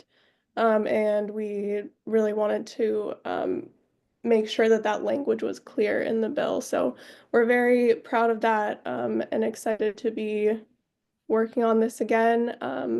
It does have a Senate cross file as well, which is fantastic. And we want to preserve our landfill space, help folks save money in the long run as disposal costs inevitably increase, and really create this circular economy that Delegate Boyce was speaking of. That's great. Thank you. Thanks for the follow-up there. If you wouldn't mind, I'm going to ask you to look over to the Q&A and Absolutely. answer any questions there. And Vice Chair Boyce, thanks so much for your leadership. We're really looking forward to another session coming ahead and working with you at ENT and getting some good work done this session. Thank you so much. Good to see you all. Yeah, good to see you. So we're going to go ahead and transition here. I'm having a little difficulty technically with my screen share here, so I'm going to try to turn that over to Lindsay to handle if she could. And while I do that, I'm going to go ahead and introduce Delegate Charkoudian. And let me see here. Delegate Charkoudian represents District 20 in Montgomery County and serves on the Economic Matters Committee with many of the other presenters here today. Recognized as a climate champion, she has been instrumental in advancing key environmental laws like the Power Act, the Offshore Wind, and the Warmth Act, the Geothermal Pilot Program, and is now advocating for the abundant, affordable, clean energy and earning a 100% score and a 2024 Green Champion with Maryland LCV. So let's hope this transition works here if it could. And Delegate Charkoudian, are you there? Great, thank you. I'm here. Is your slide up? The intro slide, I think, is up. Yes, I think we have another slide coming up that's the description of the bill, but I can just, there we go. I can just start talking. Okay. Fantastic. Thank you, Matt. Thank you, everyone, for all the incredible organizing that goes into both this event as well as all the advocacy that everyone does throughout the legislative session. I'm really excited. Here we are, a couple days away, and excited to see everybody in Annapolis and work with all of you on all of these bills that are being highlighted today. And then, of course, especially this particular one. So I think folks on this webinar are probably somewhat familiar with the conversations that have been happening, but I'll give a little bit of background for sort of the reason for this bill. I think people are aware of the issue, which is essentially that we need more energy generation in the state. And there's a couple of things that point to that. One of the things that points to that is, as we know, the good news is that coal plants are retiring. The bad news is that because of the PJM interconnection queue and many dysfunctions at PJM, we have not been able to build as much clean energy to replace the retiring fossil fuel plants. So we have a disconnect there. And then related to that, we also have the issue of data centers coming online. And so an expectation of really significant load growth. Some modest load growth that is related to electrification, but the vast majority of the load growth that we're sort of expecting over the next 5 to 10 years is really related to data centers. So we sort of aren't replacing our retiring generation fast enough, and we have a big load growth coming up. So this affects prices. And so as we are concerned about and trying to take care of ratepayers, we see capacity auction prices that have gone through the roof. That's the PJM capacity auction. And that's really where you sort of see the early kind of the early stages of a mismatch between supply and demand a couple of years out. So the PJM capacity auction that we just went through has very high prices. Now, some of that, it's worth knowing, is related to PJM changing the rules in the auction and not counting the RMR, which they will count later. That's technical, and I'm not going to go into it right now, but I'm mentioning it because if you look at that increase, you would think it was a total crisis right now. It is a minor crisis on the horizon, but it's not as bad as those numbers would suggest. So I think that that's just worth knowing. But we do need to address supply and demand, and we do need to build more energy in the state of Maryland. So that sort of is one piece of it. The other thing that I think probably folks on this webinar are aware of is a lot of transmission that's being built to respond to the increasing load growth.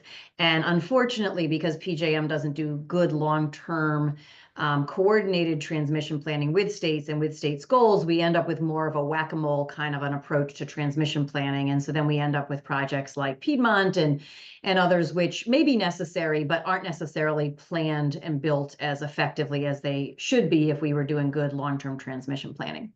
So all of that brings us back to Maryland can grow energy in the state, and it can be clean. And it can be done in a way that protects ratepayers, and it can be done using a no regrets path that keeps other options open going forward. And so right now, you may know that there are folks who are talking about really what we need to do right now is just build some more gas plants. And here's the deal with that. In addition to potentially being problematic for our climate goals, it actually would be the worst thing that we could do for ratepayers right now because of the cost of gas plants and because they lock us into that particular fossil plant sort of pathway for the next 20, 30, 40 years. It actually is the most dangerous and problematic thing we could do if we're concerned about ratepayers, which I am. And so what this bill does is it does a few things. The first thing it does is it lays out a path to get a huge amount of battery storage online as quickly as possible. Now, this is only possible right now because we happen to have 1,600 megawatts of battery storage coming out of the PJM queue over the next 2 years. But we don't in the state yet have a path for procurement for that battery storage. And so this bill puts essentially an emergency procurement process in place that creates an immediate path for that battery storage to get online within the next 3 to 5 years. I talk about that as a no regrets alternative, no regrets path, because it may be that in 2, 3, 4 years, when we have more information, when we know more about the data centers, when we've done more transmission planning, when we've done a whole bunch of other stuff, we can see more clearly if it's justified to build a new gas plant, which I believe it's not going to be, but perhaps it will be. But the thing that's important about this is if we build battery storage now, it buys us the time to think clearly about our energy future and to bring on additional clean energy and to not rush towards a somewhat reckless path of building a new gas plant before, one, we know it's needed, and two, putting that kind of a thing on our ratepayers. So that's the first thing this bill does, and that's the really significant immediate thing that this bill does. The second thing that this bill does that's really important is it changes the way that we do our solar renewable energy credits, so SRECs. And so people may know that, the SRECs were great to jumpstart, a solar industry in the state. But over time, they haven't worked as well. And so as a result, we have projects that are sitting, finally getting out of the queue after waiting for 5 or 6 years. And of course, their financing is not the same as it was when they went in 2019. And so they no longer can get built. And so I'm not going to go into the details of how this works, although I'm happy to, and we have extensive outlines of this bill, as you might imagine, that I'm happy to share with anyone who hasn't seen it yet. But we do revise the way that we're doing SRECs, and we worked with the solar industry, and we have a path that's being used in New Jersey right now, a similar, some of it being used in Illinois and New York. And what it does is it both creates the path for new solar, but also it shifts the hedge value of clean energy to ratepayers. So it actually gives ratepayers more of the benefit from the clean energy that they're contributing to through the RECs. And it has a whole set of new additional protections. So that it is both better for actually building solar and it's better for ratepayers. Parallel to that, we also changed the way we're doing in-state land-based wind. So we have a process to build either in-state or very close to the state, addressing Maryland load, land-based wind through a competitive procurement. And so all of that will lead to a priority for all of our investments to first and foremost go, all of our clean energy investments, which right now are essentially spread across the PJM region. This creates a path, so they first and foremost go to building things in Maryland or close to Maryland in a way that addresses our load issues in this growing load environment that we're in. The bill also adjusts to some extent the transmission planning that's associated right now with our offshore wind. So it creates a path so that transmission that gets built for the offshore wind can essentially bring that offshore wind to address Maryland load issues. Right now, our focus has been just bringing it onto land. And so our transmission planning hasn't necessarily tied it to addressing our load issues in Maryland. So it changes that piece of it. And finally, it has some components in place to make sure that we relicense Calvert Cliffs. I don't see a path in the next 20 to 30 years for clean energy without relicensing Calvert Cliffs in 34 and 36. And so what the bill essentially does is it takes the production tax credit that it is in the federal IRA that right now existing nuclear plants have access to. And it says if the federal IRA ever goes away, then we would essentially implement that in Maryland. It's worth noting that that tax credit is only available if it is needed. So right, and someone needs to mute, I think. So right now, Calvert Cliffs, for example, is very profitable if we had, and they don't access that federal tax credit because they don't need it. And so it really is, would only be accessed if it were needed. And so what it does when Constellation faces their relicensing in 34 and 36 is it essentially ensures that they will be able to get the capital to invest essentially the upgrades that are necessary to go through the relicensing process, because it'll create a backstop for revenue going forward. Two other things that I want to mention about this bill, as with all the clean energy bills that I bring in, it has strong labor standards in it. So it has community benefit agreements for all of the utility scale projects. So that would include things like prevailing wage. It includes apprenticeships. It includes minority, veteran women hiring goals, those kinds of things. And then finally, there's a number of provisions so that to protect ratepayers even further. So a number of the things are kind of built into each component to protect ratepayers.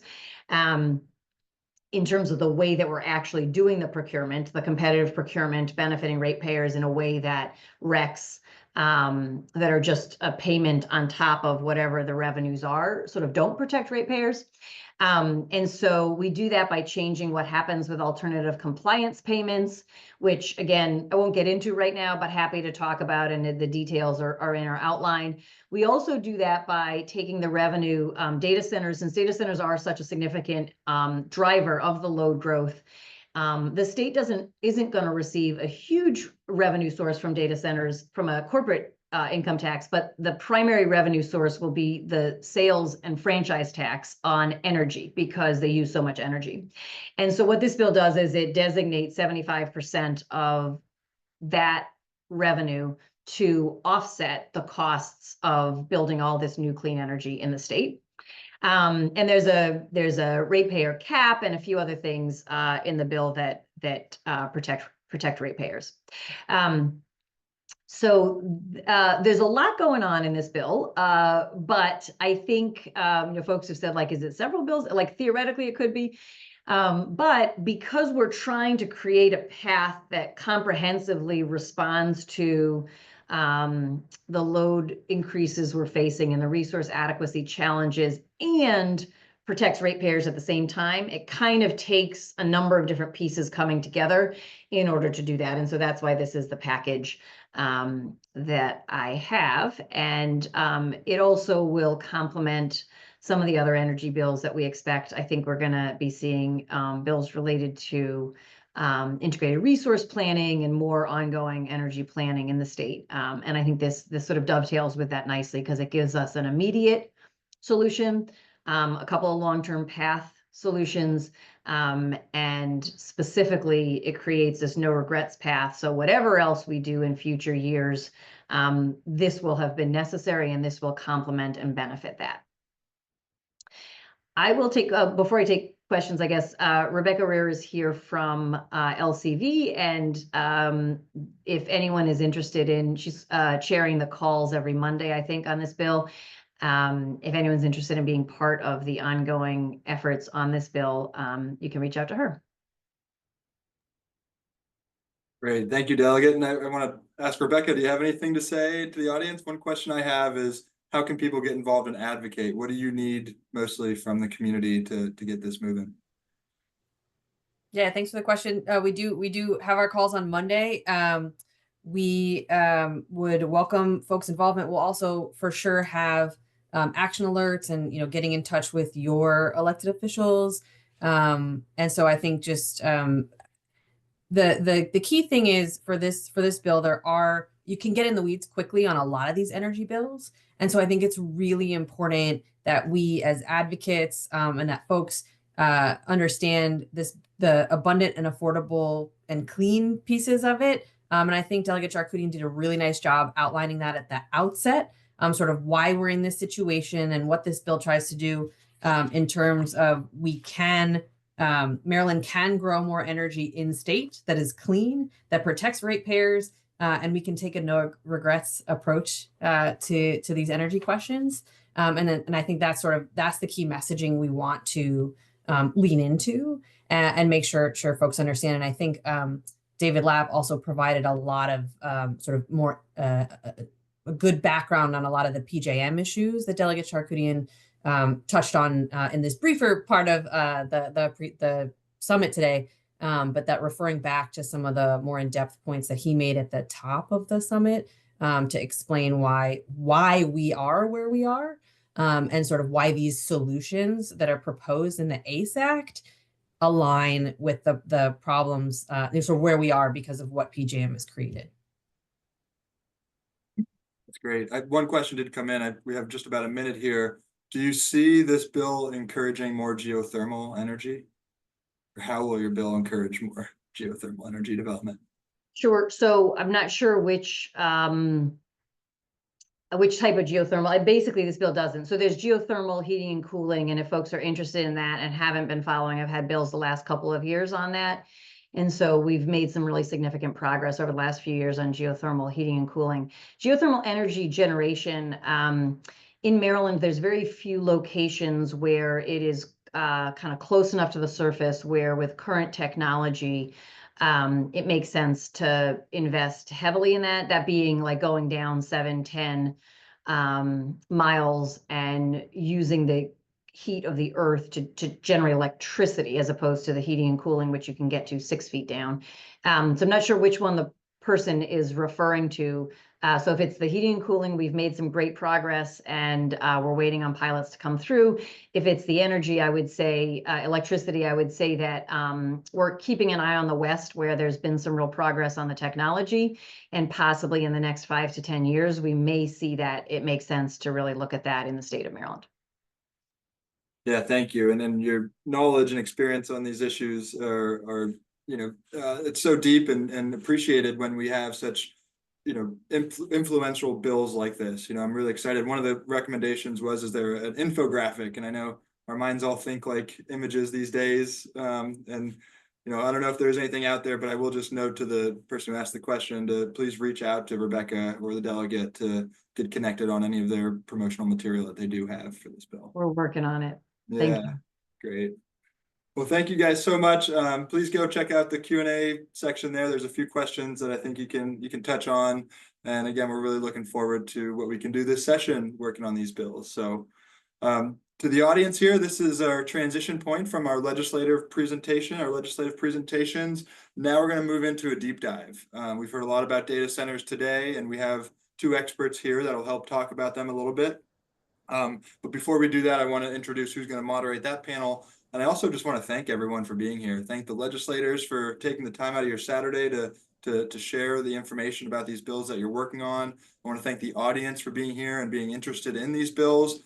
I really think the best outcome of this could be the audience members getting involved, getting engaged on whichever one of these issues mean the most to you, or that you have something to share about. And so take advantage of the advocates that are here working with the legislators on this, and connect with them and get involved on the best way that you can. I just want to remind everyone too that the recordings of today's presentations will be posted on the Maryland Legislative Coalition's website.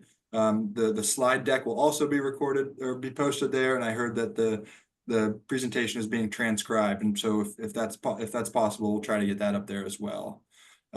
As we finish off day one, we have a special presentation on the issue of growing concern around data center, and our moderators today are co-chairs of the Climate Justice Wing with the Maryland Legislative Coalition, as well as Monica O'Connor, one of our organizers for the summit today. Those three make up the co-chairs of the Climate Justice Wing. And the other two are Dave Arndt and who else do we have with you? Lori, who's going to also help to share to moderate this next presentation. So Dave and Lori, I'm going to go ahead and turn it over to you guys to introduce Susan and Julie.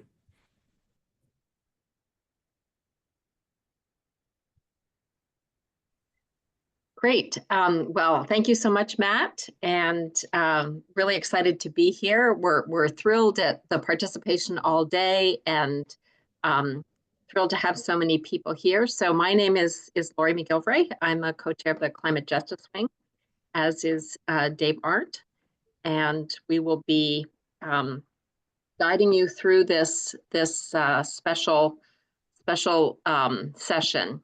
So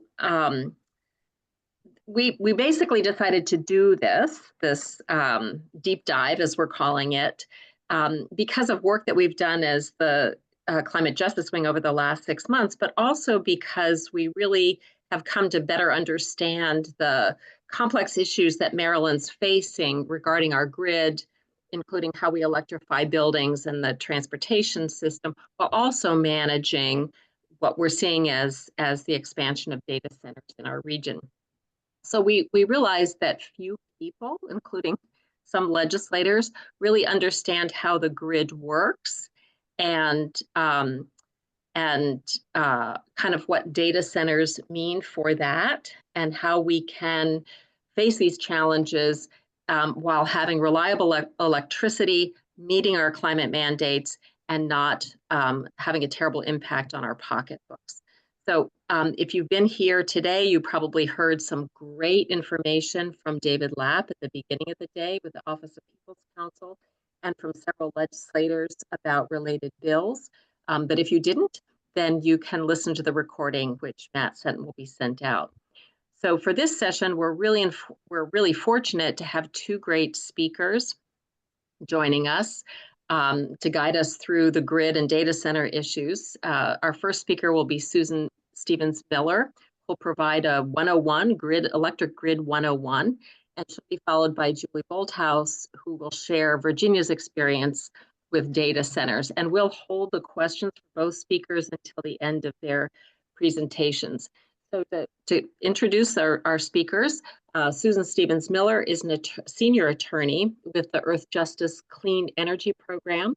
Susan previously served as general counsel to the Maryland Public Service Commission, and also worked in the Office of General Counsel's Energy Market Division at the Federal Energy Regulatory Commission. Julie Bolthouse is the Director of Land Use at the Piedmont Environmental Council in Virginia. The council's been heavily involved in several data center projects in Virginia, and Julie is one of the nation's leading experts on the climate and environmental effects of data centers. So with that, I'm going to jump off and turn it over to Susan.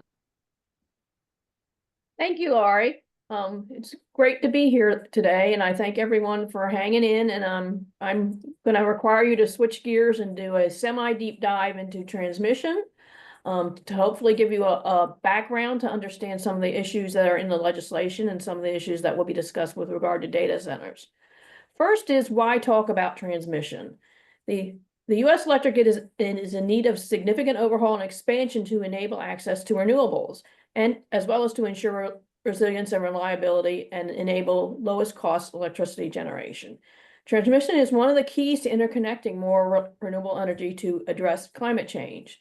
While the need for more transmission capacity is clear, utilities are not responding. Construction of new transmission has slowed to a trickle over the past decade. The U.S. only built 20% as many new transmission lines in the 2020s as it did in the first half of the 2010s. Only 55 new miles of high voltage transmission lines were constructed in 2023. Despite this decline in new construction, annual transmission spending has hit an all-time high, over $25 billion per year, with 90% of this spending being for reliability upgrades and simple replacement of aging equipment.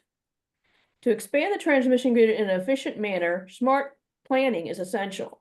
To achieve a grid that suits Maryland's new needs, all transmission projects will need to receive the appropriate regulatory scrutiny, including identifying where local projects could be scaled up to simultaneously meet regional needs.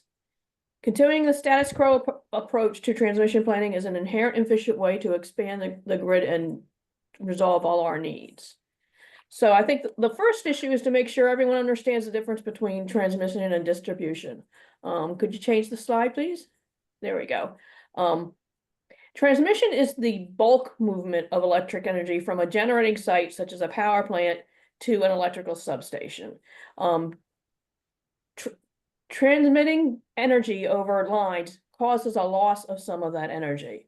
But the higher the voltage you do, the less energy you lose. So transmission lines are lines that can handle a high voltage that results over long distances, that results in a much less loss of the actual energy. But the problem is this high voltage can't be safely used in homes or businesses. So for the longer distances, you use a transmission line and have a very high voltage and reduce the losses. Then when it gets to near where you plan on using the electricity, it's what's called step down. Using a substation and a transformer, the voltage is reduced to a level that can be used in homes for lighting, industrial equipment, and household appliances. Thus, there's the bulk energy transfer, and then as it gets lower down, there's a distribution transfer. But all those lines together make up the grid. So who's in charge of what lines or what aspects of the lines? With regard to distribution, it's 100% the state. The federal government and RTOs, which I'll explain in a minute, have nothing to do with distribution. That's just at the state level. So with regard to the transmission level, first of all, there's the Federal Energy Regulatory Commission, but the federal government does not have any setting authority for transmission lines, except for one exception I'll discuss in a second. In most cases, state and local governments have authority for siting, and the FERC does not approve construction or the routes for these lines. However, FERC does regulate transmission rates and cost recovery, which can influence how much transmission infrastructure gets built. One of the most notable FERC orders affecting transmission was Order Number 1000, which was issued in 2011, and it was supposed to change how transmission owners approach transmission planning and cost allocation. It allegedly opened up access to transmission line by allowing non-utilities or previous non-transmission owners to propose new lines. But it has not been a glowing success, to say the least. It created a perverse incentive whereby it was more beneficial to the utility to build smaller transmission lines rather than the large lines, because large lines required a competitive building process, and the smaller lines, which only traverse a utility-specific service territory, do not require a competitive building. So it incentivized utilities to move from building regional lines to building less lines only for their service territory, which ultimately meant they weren't addressing the future needs of the grid system itself. There is one exception to the FERC's lack of siting authority. In 2005, Congress gave FERC what's called backstop authority for siting transmission lines in areas designated by the Department of Energy to be in the national interest. In these cases, FERC can site the lines, but there hasn't been no lines approved under this authority, and that authority has existed since 2005.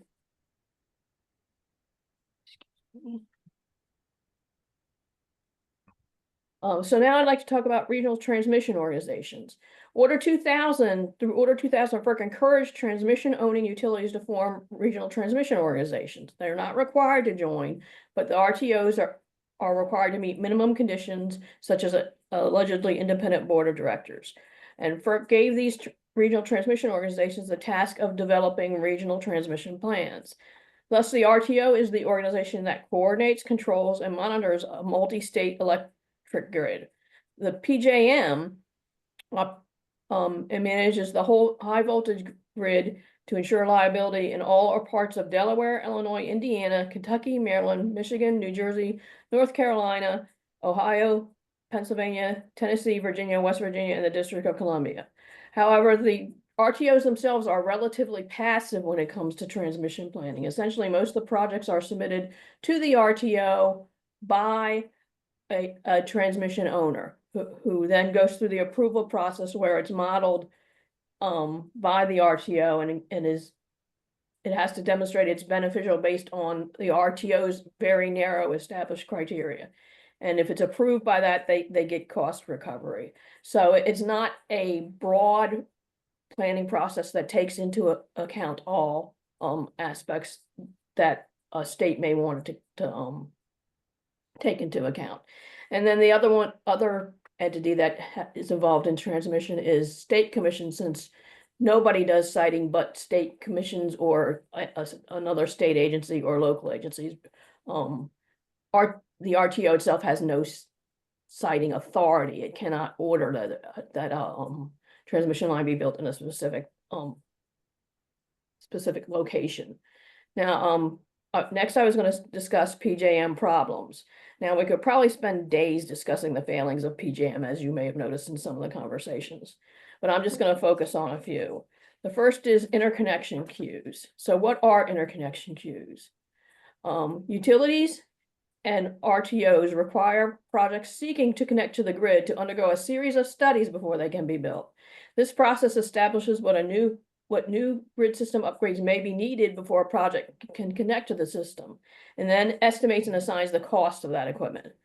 The list of projects that have applied to connect to the grid and initiated the study process is known as the interconnection queue. Currently, PJM has over 3,000 projects totaling 286 gigawatts in its queue. PJM has been slow walking interconnection reforms to connect these resources to the grid. PJM seems much more interested in keeping aging and expensive fossil plants alive, such as Brandon Shores in Maryland, rather than expediting the interconnection of new resources to the PJM power system. This failure to move the queue along is one of the directly resulted in the sticker shock in the capacity market, which Delegate Charkoudian mentioned, and I will discuss next. And this is what's called a capacity auction. In a capacity auction, PJM's capacity market is set up to ensure that there's enough electricity to meet demand on the hottest or coldest days of the year. Capacity market auctions happen annually and occur when power plants are paid to commit to be available, thus they're claiming they can be available whenever PJM asks, and they're paid simply for saying they'll be available. For years, PJM over-relied on fossil fuel plants, even while affordable new power sources were coming online. It ignored the fact that gas plants are prone to fail during extreme weather when ratepayers need them the most. Since PJM did not account for fossil resource weaknesses in its capacity market auctions, customers paid for these plants as if they were reliable, and then it turned out a number of the plants were not reliable and could not be counted on. Thus, ratepayers were paying for fossil fuel generating stations to be available at in a time of need, only to be left short when these plants were needed the most. Last year, PJM attempted to remedy this problem by changing the way the resources were evaluated. This resulted in roughly 26 gigawatts of gas and coal reserves being shown to be unreliable, and thus could no longer participate in the capacity auction. As with most markets, when supply falls, prices rise. With 26 gigawatts of gas and coal resources now deemed to be unreliable, and therefore not counted on in its capacity market, the price of capacity in PJM spiked. This is the spike that Delegate Charkoudian mentioned. When PJM announced the results of its capacity auction for 2025 to 2026, the total cost was 14.7 billion, which compared to last year's cost of 2.2 billion. There are two major causes for this. One is fossil fuel unreliability, and the second is PJM's failure to speedily connect thousands of megawatts of wind, solar, and storage to the grid. This was foreseeable and preventable, and PJM's failure to allow for new clean energy to come online and plan for more transmission has forced this bill onto ratepayers. Affordable, not reliability, is now at risk. If even a fraction of these queued resources had been built, they would have significantly improved reliability. Finally, there's transmission planning itself. As I mentioned, how the RTO or PJM does transmission planning is someone submits, a transmission owner submits a project to it. Under Order 1000, you can also have competitors submit a project to it. The project is reviewed by modeling, including the alleged costs and benefits. And if the data shows the project is beneficial, then the project can go forward. But if transmission plans aren't built, PJM is plodding along the same way they have for years, ticking boxes and ignoring impending new demands on the grid. Moreover, in the context of regional planning, PJM does not consider state goals such as Maryland's RPS goal.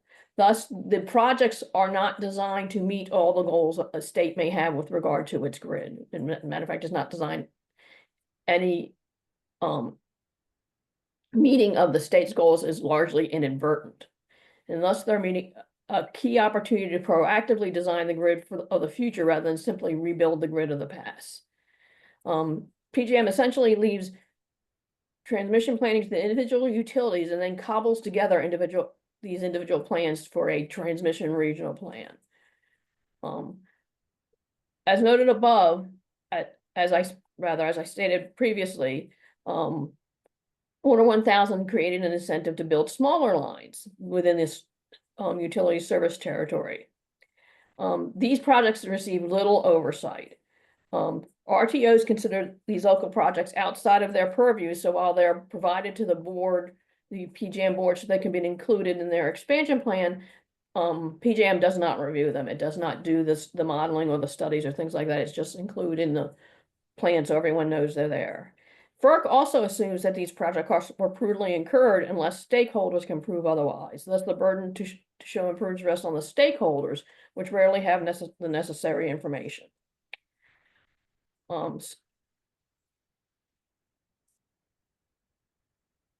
Today's transmission planning processes at PJM are reactive, short-sighted, and insular, and woefully ignorant of impending changes to the region's energy system. As a result, PJM essentially has no real transmission plan, nor a process for developing one. PJM should look to CAISO, which recently spearheaded its own study rather than depending on utilities. CAISO worked backward from the state's 100% clean energy electricity law, derived anticipated changes to electricity load and resource mix, and identified $30 billion worth of transmission upgrades and build-outs needed to meet the state's 2040 goal. Technically, CAISO's study is not a plan either because it does not determine which transmission products to build, but it is a first step in reaching the actual determination of what transmission projects are necessary in order to meet the goals of that state. At the end of the day, the real problem is that no government entity actually takes responsibility for ensuring comprehensive transmission planning occurs or for ensuring that transmission lines which the utility does not necessarily want to build get built. Recently, FERC issued 2 orders attempting to address these problems with regard to queues and with regard to transmission planning. In FERC Order 2023, that overhauled the interconnection processes. PJM, what it does is previously it was kind of first come, first serve for the internet connection queue. You filed your interconnection application. All the people behind you had to wait till yours was done until the next one, and then the next one. And it was just a very slow process. It didn't make much sense because the projects weren't related, weren't necessarily even in the same area, yet you had to wait for someone else's project to get yours done. Now they're to be done in what's called a cluster cycles, where they'll have 3 cluster cycles where a bunch are looked at once and processed at once. Now, the problem is that PJM will not review new requests until early 2026, once it clears out its backlog. So they've been required to present a timeline, process, and reporting requirements, but the issue won't be resolved until PJM clears its backlog and starts this new process, which means states should be conscious of the fact that clean energy projects will not be in this considered until this transition timeline is met. And furthermore, specifically with regard to a problem for Maryland, the PJM reform timeline also delays until 2028 queued offshore wind projects that were expected to enter operation in 2026. The other order the FERC issued was Order 1920. Order 1920 reformed the Commission's approach to regional transmission planning and the allocation of costs. The rule requires transmission providers to implement long-term regional planning that covers at least 20 years and provides at least three different scenarios. And these long-term plans are to be revised every 5 years. Importantly, the Order 1920 does not require the regional planning entity to choose any projects for development. However, during the planning process, proposed projects and portfolios of projects must be evaluated through the consideration of several benefits. And the transmission owner is also required to provide a cost allocation methodology along with their filing. There's also a requirement for a state engagement process. Transmission providers must provide state entities a form to participate in a 6-month process prior to the submitting of the filings. The timetables for this new process are that by this June 2025, the utilities have to file in their tariffs how the new process is going to be followed. Then they were supposed to start the actual process 1 year from now in June 2026. But however, in the rehearing order, the FERC gave them 2 years to actually start the planning process. And the other potential delay is that if a state entity who's participating in the process requests, they can add an additional 6 months to the state engagement process. So the whole process may end up taking more than about 2.5 years rather than being done fairly quickly. So finally, to talk for a moment about the state process in Maryland. Maryland has a what's called a Certificate of Public Convenience and Necessity. What that process is approval for building a transmission line in Maryland. They have to say it's designed for meeting a future need, that it's consideration that they've considered other alternatives and provide other alternatives. And also the Public Service Commission is required under a bill sponsored by a few years ago by Delegate Charkoudian to consider the preservation of environmental quality and the achievement of the state's climate commitments in issuing any order. So those are broadly what the commission consider. Essentially, the statute says the commission can consider anything they think is necessary to consider. Who participates and how? The Office of People's Counsel participates to represent residential ratepayers. There are a number of state agencies that participate, MDE, DNR, MEA. They all participate and put forward a joint proposal or joint testimony with regard to whether they think the project should be adopted or not. And the public can participate. The public can file through public comments. Public members can intervene. There is some limitation to the public being able to intervene since they're already represented by People's Council, but particularly if you're a landowner near where the line is being built, you can definitely intervene. And then you would, if you are not, you would have to offer the commission some justification for your intervention other than the fact that you're a ratepayer and don't want to pay for it. The commission is also required to hold evening public hearings in every jurisdiction that the line goes through. So if it goes through Frederick and Baltimore County and other counties, each of those counties would get their own evening public hearing where the public can show up and speak to the commissioners to address their concerns with regard to the project. And I think I've talked very fast, and I think that's pretty much all I had to cover at the moment.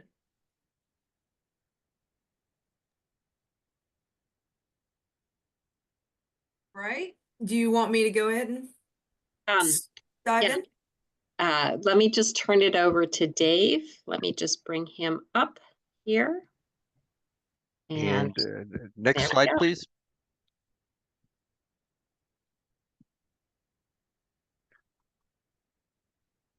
Hello. This is the current map of data centers that we know about in the state of Maryland. Currently, the state does not keep this information. The Department of Commerce has a little bit of information about this. They have it for 4 of the data centers that receive the sales and tax exemption. And totally, Maryland spends about $820,000 a year on this exemption. MDE also keeps track of the diesel permits, but unfortunately they're not for data centers, but unfortunately they're not aggregated or separated by industry, so we really don't know what they really are out there. The data here really has been gathered by going through local permits, press articles, data center marketing documents, and we really know it's not perfect, but this is a first start. And unfortunately, we're kind of leading the whole state in kind of providing this type of information. We'd like to do it, see it more, and this is why we need things like the data center study bill. Next slide, please. Here's the electric comparisons that we can look at for data centers. If you look at the lower right-hand corner, the lower left-hand corner, that is our current amount of data centers that we have, and you can see it's really insignificant. It's not really just a small little blip on the graph here. In the middle of the graph, you'll see the quantum loophole site being proposed up by Frederick. You can see how large that is compared to other things on the chart. And then in the right-hand corner is all the proposed data centers. And you can see that all the proposed data centers kind of dwarf everything that we have here. And if you look at those numbers, they are huge. And even if we made every household 100% efficient, we still have a big problem here because of all the electricity needed by these proposed data centers. And beyond that, we also have a big problem called greenhouse gas emissions, because adding these data centers would be about equivalent about 8 million new metric tons of CO2 being emitted into our atmosphere from greenhouse gas emissions. Over on the right-hand side, just for comparison, you can see that for about every 100 megawatts is about the same of 80,000 households. So you'll see that one of the slices of the chart is all the households in Maryland, and you see that all the proposed data centers really dwarfs all the households in Maryland. Next slide, please.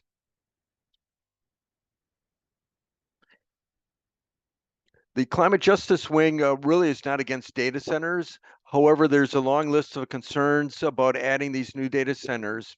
And here really are our top concerns. Maryland really needs common sense guardrails to address these issues, which really means legislation. So far today, we heard about really one piece of legislation addressing a data center study, and then Delegate Charkoudian had about moving some of the funding that we get from data centers over to helping on the affordable electricity. But we need more things to really be looking at this. And the good thing we really can do here is we can learn from other states. And with that, I'd really like to turn it over to Julie Bolthouse, who has been working at identifying data center issues and addressing them in Virginia. And we all know that Virginia really is a data capital of the world. So thank you, and here's Julie. Thank you so much, Dave, and thank you for inviting me to this very informative session. I love the keynote speaker at the beginning, and I learned a lot listening to your legislators and the speakers just before me. I'm with an organization called Piedmont Environmental Council out of Virginia. We cover a 9-county region, but we also work on state policy in Richmond as well, with our partners with VCN, which is the Virginia Conservation Network. So with that, next slide. I'll start going into some information about what is a data center first. So data centers are those big concrete boxes. I'm sure you've seen at least one. They kind of look like a warehouse, but inside those buildings, those windowless buildings, are data center halls, which are filled with rows of racks that have servers inside of them. And those servers are processing and storing data, such as the call that we're on right now and the recording that's being created of this call. That's the sort of thing that goes through data centers. Every time you get on the web and click a button, that information is traveling through fiber and going to data centers and being processed. The equipment that's associated with the data center is what brings some of the impacts to our communities. So I want to just point out a couple things that are usually associated with data centers. So cooling equipment, those servers get very hot. They're very efficient at processing IT data, but there's a whole lot of them, and they are very dense, and so they get very hot. So you have to have cooling equipment, and there's air cooling and there's liquid cooling. So there's different types of cooling. There's immersive liquid cooling. There's all sorts of different cooling technology, but that oftentimes has some equipment on the outside of the building, which can have impacts on the community in a variety of ways, which we'll talk about a little bit more as we go on. But what you're looking at here is HVAC and cooling towers on top of an Amazon data center building. Those facilities are usually fenced in for security reasons to make sure that they our data and our information is secure within this building. And then you also have a lot of electricity that has to get to the site. In fact, most of these large data centers, because they are much larger than they used to be, back in like 2018, maybe 2015, these buildings were much smaller. But we're seeing hyperscale data centers, much larger, 200,000 or larger square feet. That's larger than your Walmart Supercenter, for example. They require a lot of power. And so very often there's a substation on site with the facility.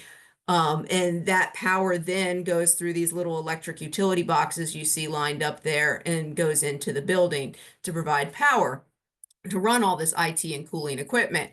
To back up that power to ensure reliability so there's no downtime is usually tier 2 diesel generators. That is the preferred industry standard. However, there is more or less polluting generators that can be used, natural gas, tier 4, or even battery backup, but that has not been widely adopted by the industry. Next slide.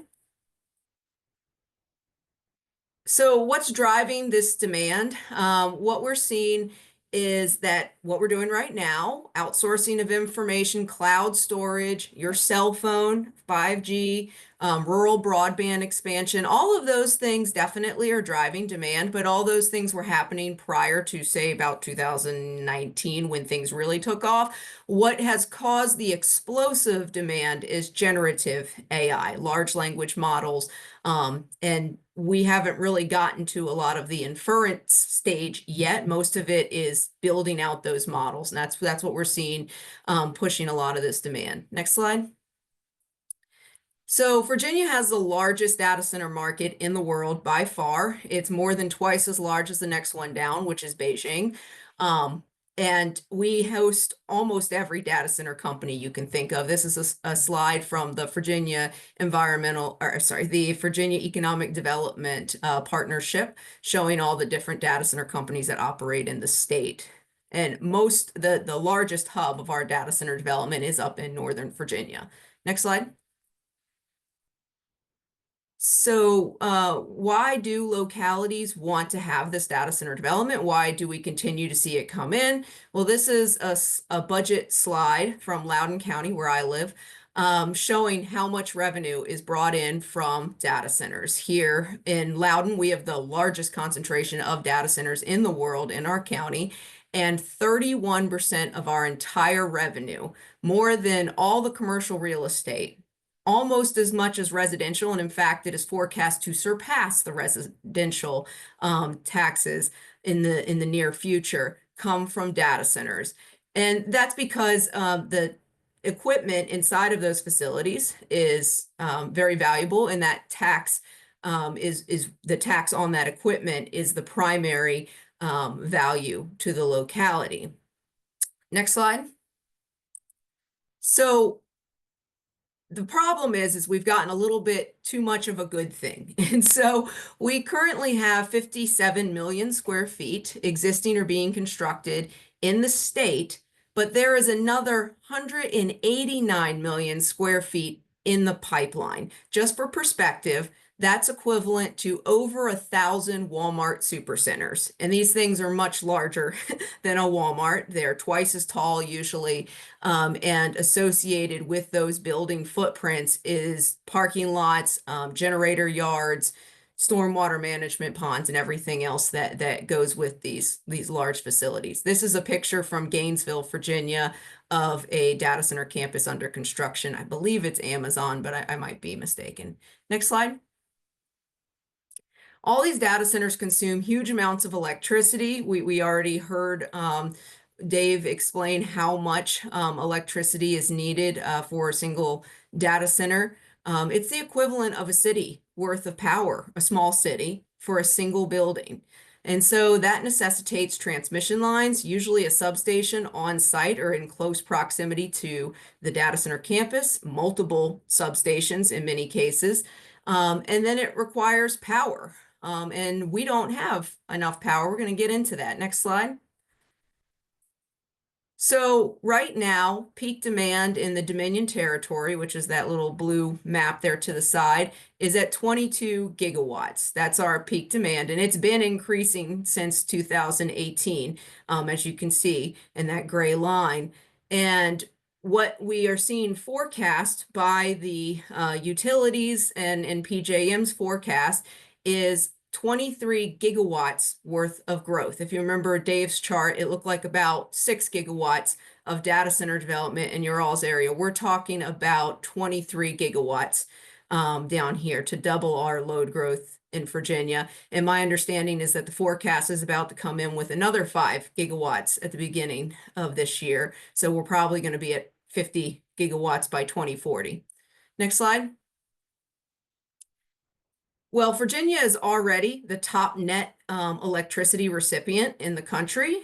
So you can see on this chart that we are bringing power in from other places, and most of that power is very likely coming from the two brown and tan states, which is Pennsylvania and West Virginia. And what that means is that as we are continuing to increase our electric usage, double the amount of power that we're using, that power is not likely going to come from, well, some of it's going to come from Virginia. We got plenty of energy projects in the works, but much of it is going to come from outside of our state. Next slide. And this is a map of the transmission lines we've been talking about. And I'm sorry, it's very messy because unfortunately we do not have a GIS person right now. We're hiring. If you know anyone, send them our way. So I had to kind of improvise, but those red dots are proposed data centers in the state. And as you can see, There are over 100 proposals. Many of the dots are on top of each other, so it's actually hard to tell just how many are in Loudoun and Prince William. But there's over 100 data center proposals in the state right now that are not built. And that power, to get power to the ones that are existing and the ones that are under construction, we already saw PJM approve several 500 kV transmission lines. The brown lines that you're looking at are expansions of existing transmission lines. So what that means, though, is more land taken from existing corridors from those landowners who live next to those sites. So it's really greenfield development still, but pulling that power from West Virginia. And you'll note here that many of these lines, there is wind power and there is other types of power, but just for making the point, I only showed the coal facilities. Much of that power is going to be coming from coal facilities that have now have delayed retirement. So Fort Martin and Harrison both have been delayed. And then, of course, we have the 765s that are under consideration right now by PJM. And that's, I just drew a rough line. That's not the exact route that they're proposing at this point, although the routing is done, as we heard from Susan, by the state. But anyways, point being, those 765s are also going down to, well, at least one of them to what in the West Virginia side is going down to the largest coal facility in West Virginia, which is John Amos. Next slide. So these infrastructure costs are being passed on to the ratepayers in multiple forms. We heard from the keynote speaker earlier about how the cost is being pushed down in terms of our bill, but it's also being pushed down to us in terms of our health impacts, our environmental impacts, climate impacts that we're seeing from things like delayed retirement of coal facilities. Next slide. And this is from the Dominion 2024 IRP. And what it's showing is that the cost that is projected on the residential bill is going to see nearly a $192 increase from 2019, when all of this really got started, to 2039, when we're going to be up to somewhere between $214 and $315. There's two different methodologies. I won't go into the details of that, but there's the company's methodology and the directed methodology from the SCC that's required in the integrated resource plan for Dominion. But the point is that we're subsidizing all this infrastructure growth because, as you saw in that chart, all of that demand is from data center development. It is not from residential. I didn't have the chance to add in another chart from the JLARC study, but the JLARC study shows that residential demand is basically flat, with a slight increase for EVs. In terms of demand growth, it's more like 2 gigawatts of demand growth versus 23. Next slide. So this threatens decades of environmental progress, and that's why PEC has gotten engaged on this issue. These sites consume lots of land, much of it within our communities where we would have liked to see mixed use development, residential development. We're seeing a big push near our Silver Line Metro, near our transit stops to change mixed use development that's supposed to be residential to support transit-oriented development, to convert that to these empty big boxes. I shouldn't say they're empty, they're full of servers, but you know what I mean. They're using tons of land and they don't need to be in places that are in close proximity to transit.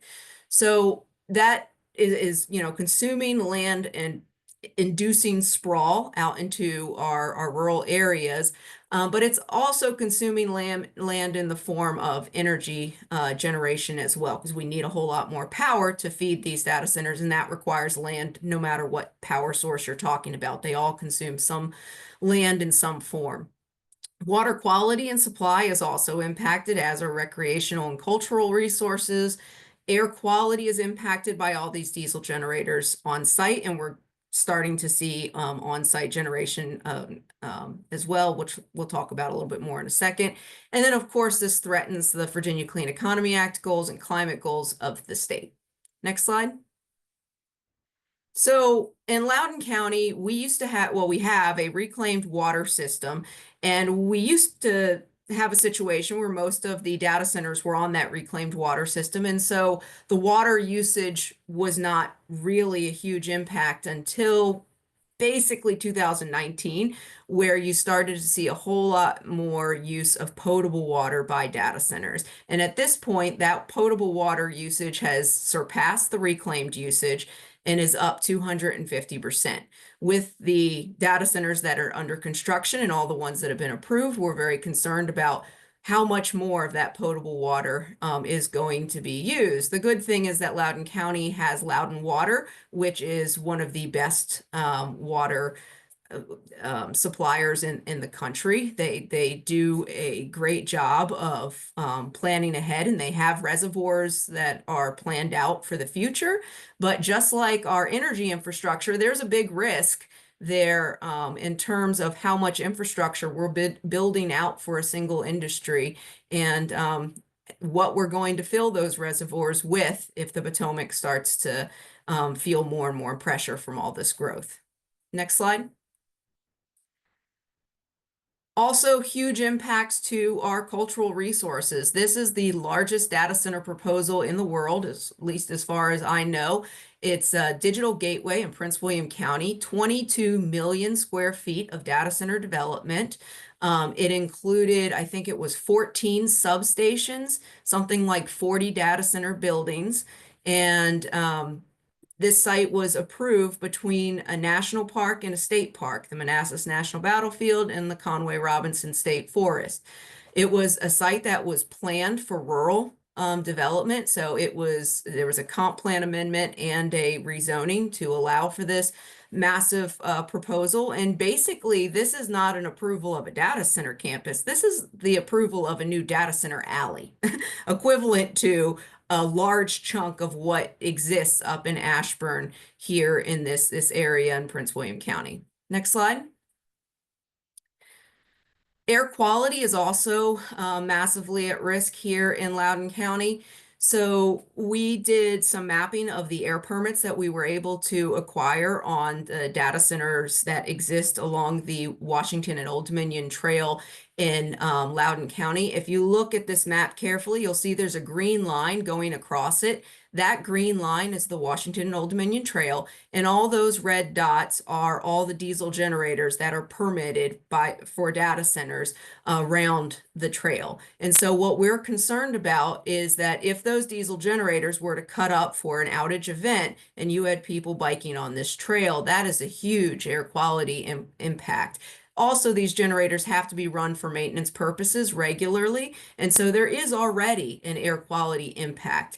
The amount of generators that are approved in Virginia at this point, well, in Northern Virginia at this point, is equivalent to the capacity of them is equivalent to 11 gigawatts of capacity. Now, that is more than all the generation owned by Dominion. Obviously, they're only running in emergency situations, but we are seeing pushes.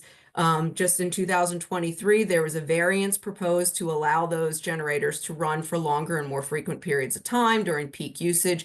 And so we're concerned that that power is sitting out there, and there is a potential that the industry is going to try to access it.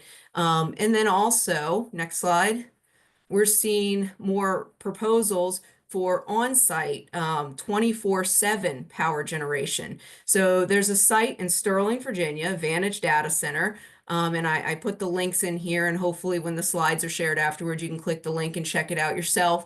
But there was an interview done with Vantage Data Center, and they talked about how they have a facility that is fully powered by natural gas on site and doesn't put any pressure onto the grid. Well, that sounds great in terms of the grid. That sounds really terrible in terms of the local air quality and the fact that this slipped through as a minor permit and there was no public input into this 100 megawatt gas plant, basically. And then you add into the situation that we have such a huge cluster of data centers in Loudoun County. If more facilities start to do this and we have more of these little tiny gas plants operating, the cumulative impact winds up being equivalent to a 600, 1 gigawatt gas plant. And obviously, we're starting to see natural gas projects accelerate in Virginia, not just for on-site gas needs, but also for gas projects in the state to support the grid. So like the Chester Power Plant, if you heard of that one, that's a gas plant that unfortunately looks like it's moving forward down in Chesterfield, Virginia. Next slide. So I want to real quickly share with you guys, and I know I'm running low on time, but I want to real quickly share with you the result of the JLARC study that was done here in Virginia. So they of course recognized that the increase in energy demand was immense. And this is not, just so you understand, the Joint Legislative and Audit Review Commission is an arm of the General Assembly. It is a study commission. They are not prone to hyperbole. They are not an advocate group. They are nonpartisan. They are going to be very judicious in what they say. So if they are saying the energy demand is immense and that it is difficult to very difficult to provide this amount of energy, then that is basically equivalent to almost saying it's impossible. And that's with or without the VCEA, the Virginia Clean Economy Act. So this is not an issue of, oh, can we do it with renewables or not? This is an issue of, is it even possible to do at all at this point with the incredible amount that we're talking about? You would need to build, according to their analysis, solar at 2 times the speed we've been building it in the past. The capacity for offshore wind would be more than all the sites that we've currently identified. You'd have to build 1.5 gigawatts of gas every 2 years for 15 years. And we'd have to increase battery storage. We'd have to add 2.7 gigawatts of new nuclear and increase imported energy by somewhere between 54% and 146%. So we're going to have to get a whole lot more power from West Virginia or Pennsylvania or one of those other states that are putting power out. And this level of growth they recognized would have an impact on ratepayers into the future as the new generation and regional transmission infrastructure costs start to be put out onto the bills. Next slide. And this is just a graphic from the JLARC study showing, you know, we're talking about somewhere between 15 and 30 gigawatts worth of renewables, wind and solar. We're talking about somewhere between 9 and 19 gigawatts worth of gas. We're talking about incredible amounts of storage, and of course the imported capacity between 54% and 146%. Next slide. Other conclusions from the JLARC study: the impact of on-site generators was considered minimal currently, but I want to emphasize that they assumed that there were few outages. They did not look at localized effects. They did not look at new permits that include all the new permits that are going to be coming in with all the new data centers that are coming online, being built and are approved, and all those generators that would come online with them. They did not consider that there was natural gas being built on site. They acknowledged that some data centers use significant amounts of water and that growth could be better managed, and that localities should actually start asking for water usage up front and ensure that adequate water supplies are available into the future. Next slide. So, oh, sorry, there's a couple more. And that they also acknowledge that the data centers were industrial in nature and that they can have impacts of noise on communities. Next slide. So going into the General Assembly, our coalition, which we formed down here in Virginia, and PEC is a part of it, but there's about 40 other groups that are engaged in it as well. And these groups vary from HOAs to just community representatives to historic preservation groups, watershed protection groups, climate advocacy groups, all these different entities, all these different groups that are engaged on this issue have built this coalition for data center reform in Virginia. And we've come up with these 4 pillars of reform that we're bringing forward to the General Assembly and urging our legislators to move forward on. The first is enhanced transparency on both proposed data centers and on operating data centers, making sure we know more about energy usage, water consumption, and emissions. and state oversight, making sure that there is a review process of the regional impacts of these facilities and also the grid impacts. Ratepayer protection, which we've talked a lot about today, ensuring that other ratepayers aren't subsidizing the energy needs for this industry, or other states aren't having to carry the burden of it, and incentivizing sustainability within our using our tax credit, the sales and use tax exemption, to only get the most sustainable data centers coming in and benefiting from that tax exemption, so that they can be demonstrations for where we can go and be more sustainable with data center development in the state. Next slide. I think that's it. Yep. Thank you very much. Sorry I went a little bit over. This is just some great pictures of us advocating at the General Assembly, which I hope you guys do in Maryland. Great, thank you so much. So it looks like we have a few minutes for some Q&A. I'm going to bring back Susan and Dave, if I can find them. Maybe Lindsay, you can help me pull up Susan. So we've had a number of questions there. Thank you both. Lindsay, can you bring up Susan? Is she still there? I'm still here. Great. Oh, there we go. There you are. So just to cover a few questions in the next 5 or 6 minutes that we have before we wrap up. Susan, there was a question about PJM and how regular people can engage or try to get PJM to do the right thing. Any suggestions for us? It's very difficult for regular people to participate at PJM. PJM has dozens of work groups that meet all the time and things like that. But what I would do is I would find, like David Latt mentioned, the filing they just made objecting to how PJM is handling transmission planning. You can certainly file in FERC complaint. I think you're better off actually filing in FERC to complain about PJM than really trying to. There's nothing wrong with sending letters to PJM objecting to the way they do things, but I think you might get more of a response if you file at FERC, because FERC is supposed to be overseeing these RTOs. They're the ones who created them. So, and I think particularly now that they have a similar office type of People's Council, I think they would be more responsive. But certainly you can send letters to PJM, particularly citing different filings done by different organizations and stating either your support for that filing or your objection to that filing, and how much PJM considers it, I really can't say.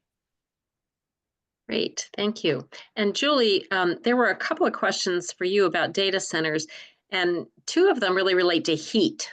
Like what to do about the heat. Could it be captured to generate electricity or district heat? Is there a way to use geothermal? So any thoughts about ways to better deal with heat, maybe beneficially? Yeah, so there is heat recapture, and that has been done in places like Germany and Amsterdam, I believe.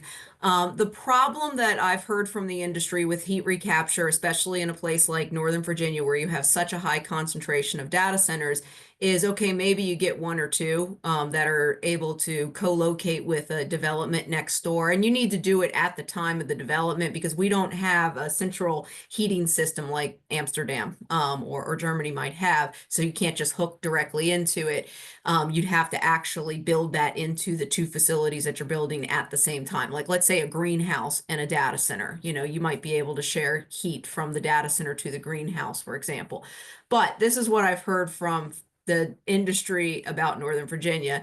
It is you'd blow Northern Virginia up if you were to try to capture all that heat. I mean, there's just way more than we would ever be able to possibly use. But it does raise the question of, well, then why don't we use some of it? It's the same reason I hear against solar panels on top of data center buildings. Well, it's only less than 1% of all the power usage. And I'm like, well, it's 1% of the power usage. Let's at least do that. So I think that if we have these incentives in place, like I was talking about, tying it to the sales tax exemption, if you put those things in place, I think you will start to see more of that coming into play. But yeah. Great. And then there was a question about how data centers are counted in terms of utility demand. Are they double counted in any way, or how is the energy use being counted for data centers? Well, in the forecast, they are captured in the Dominion transmission zone. So it actually incorporates the co-ops in their forecast. So it actually has Novec and these others incorporated in. So I don't think there's any double counting in there. I think where you start to get questions is about how much of it is speculative and, how much of it is a company putting their bets in 3 different places like Atlanta, Northern Virginia, and Tennessee, and they're really only going to build one of these facilities. That I don't think we really know, and that's where there's a huge risk to the ratepayers because we're building out all this infrastructure, and we don't know that these guys are definitely going to come and use as much power as they say. And that may be a good springboard to our last question, which is around federal regulation or federal legislation, limiting the amount of data centers in a given state, or somehow using federal authority to get a handle on the data center development. I guess that's both Julie and Susan. Julie, you can go first. Okay, so I would say from the data center side of things, the federal government has the only role that they've played in data centers to this point is to actually incentivize them, because there is a perception that there's kind of like a Cold War era race, an AI race with other countries like China. And so there is a feeling like we have to capture the market and we must build. And there was actually discussion, I don't know if it's going to move forward, hopefully it doesn't, but there was discussion that the Biden administration was considering opening up federal land, which is probably Army bases. So I don't think it's like national parks or anything like that, but opening up federal land to data center development and streamlining environmental regulations to allow them to provide on-site power. From the transmission side, though, I'm sure Susan could add some more perspective.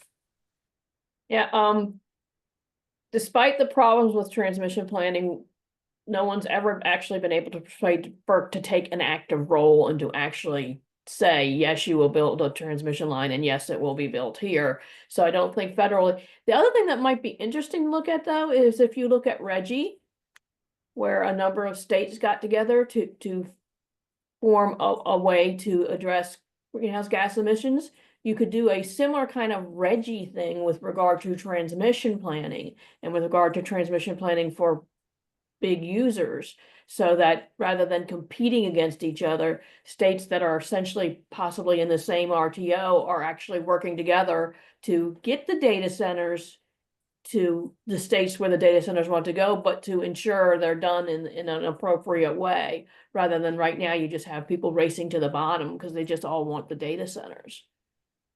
Yeah, wow. Well, we thank you so much. We need to close out. I'm going to turn it over to Dave for the last slide on this presentation, just to say, what folks can do. And then we'll turn it over to Matt to close out the day. So go ahead, Dave. Great. Thank you, Julie and Susan, for this. Really, to wrap up, what can we really do? Well, we saw several pieces of legislation today. So the one thing I have to say about this is research has shown only about 10% of the constituents actually talk to their local legislators. So please be one of those people to talk. You can really convince them, being one of those small minorities, convince them to support and vote for climate and environmental legislation. You can convince them that there are issues out there, like with the data centers. Again, we are really not anti-data center. We're just looking for common sense guardrails around them. And you can help convince them that we need those guardrails. And a lot of people in the chat brought up, or in the Q&A brought up, some of those guardrails, and we just really need legislation to really force them through.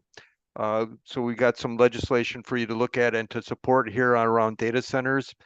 The other thing that you can do is actually reduce your use of really data centers in themselves. You know, they especially the ChatGPT and the AI searches use a lot of power. You can really go out there and you don't have to use ChatGPT for everything. Make a decision. You can also, if you're using Google, search with the minus AI. So you don't really have to use the AI search engine all the time. That will save some electricity here and there, and every little bit is really going to help with this. So the other thing that I really ask you to do, if you really want more information and really want to work more on this in the state of Maryland, you can join the Climate Justice Wing. We've got the email down on the bottom for the Maryland Legislative Coalition. So please come and join us and we can work on this together. With that, I would like to really turn it over to Matt, and then we can close out the day. Great. Thank you, everyone. Thank you, Dave. Thank you, Julie, Susan, Lori. That was a great deep dive into a really important topic. And I want to thank you guys for bringing such a robust amount of information, easily consumable too. I thought that was really good, a good format to put that.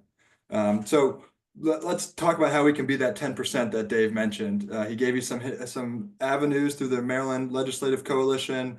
I want to talk a little bit more broadly because we're coming from all walks of the state here and coming with different interests. And the Maryland General Assembly page is really a helpful tool for anybody who does want to get involved. And so the next steps that we encourage you all to do is please, at the very least, like Dave said, be that 10%. Reach out to your legislators and reach out to any of the advocates that spoke today if there's a bill or a topic that really interested you.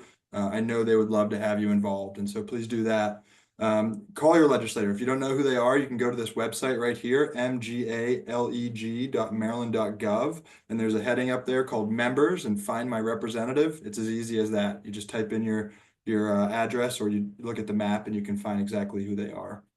The other piece here, number 3 here, is track legislation. This can be a lot of fun if you're really into seeing what's being brought up and presented throughout the legislative session coming up here. And so again, going to that mgaleg.maryland.gov website, you can go there and look at the legislation that's being introduced. And if you want to take it one step further, create an account and you can actually save legislation of interest to you to get updates on it as it moves through the public process there. Submitting written and verbal testimony is really that home run there. I think the more people, and one of the delegates said it today, that when community members come in and give testimony, everyone listens. It's a little bit different than when the advocates are doing their job and trying to educate folks. But as community members, you carry a lot of weight and have a lot of power, and bringing that to the table to speak about what you're passionate on in terms of these issues will really help out a lot. And so please consider submitting written and verbal testimony as these bills move into the hearing phase. And I'll just say a really easy one for all of you to do, and thanks to our team here for providing links in the chat to send an action alert email right now to your legislator, highlighting what bills that you heard of today that you want them to support. I think that's really the easiest thing we can do right at the tip of our fingers. And I encourage you all to scan through the chat to find those and to send those over. And if you need help, I'll emphasize the Maryland Legislative Coalition's email right there. If you jump to the next page, you'll see Shore Rivers and the Sierra Club's website as well for you to join. And we want as many people getting involved in this work and in these issues as possible. So please take advantage of these groups here today as a resource, and of course the legislators and their advocates as well as a resource. And so before I close out, I do want to make a special shout out to a friend and a colleague in developing this summit here, Susan Olson, who would be closing out today, but isn't able to for personal reasons. But Susan, she is a Navy veteran and a teacher and an activist. She's a longtime champion for the climate and environment and a testament to the adage of power of one. As the chair of the Sierra Club's Lower Eastern Shore, Susan conceived the first summit 6 years ago as a way to both highlight the environmental concerns of the Eastern Shore residents and to encourage connection between those residents and the legislature. The first summit 6 years ago was in person here on the Eastern Shore, and since that time, the summit has evolved to be the largest preview of state legislation, as well as a forum that educates Marylanders across the state on pressing climate and environment issues. We're sorry that you can't be closing us out today, Susan, but we appreciate all you've done to get this engine started and to fuel the activism on climate and environmental legislation around the state. Shore Rivers and the Maryland Legislative Coalition's Climate Justice Wing and the Sierra Club would like to thank all of you for your time here today. The sheer number of people here today has certainly encouraged us, and I hope you've felt that same encouragement. We ask that you take what you've learned here and activate yourselves, your friends, your family. We gave you some ideas on how to get engaged and to help these bills pass, and we hope you will join us in fighting climate change and advocating for a better environment and a healthier Chesapeake Bay. I encourage you, please take that survey that Cecilia dropped in the chat there. It might take 35 seconds, probably not much more, but fill that out. Help us evolve this to be the best summit that we can in the future. And remember, we'll begin tomorrow, the second part at 1 o'clock, where our keynote speaker will be Secretary Josh Kirch from Maryland Department of Natural Resources. We also have Secretary Kevin Addix from the Maryland Department of Agriculture talking, and a representative from MDE. So in addition to our legislator presentations, we will also have the state agencies represented talking about their priorities moving into legislative session. And so we hope that you'll come and join us tomorrow. The link that got you here today will get you there tomorrow. Looks like we got a little bit of a weather system moving in here. So, buckle up and join us as we talk about day 2, our environment and water quality focus day. So stay safe out there, stay warm, and most of all, stay engaged. Thank you, everyone.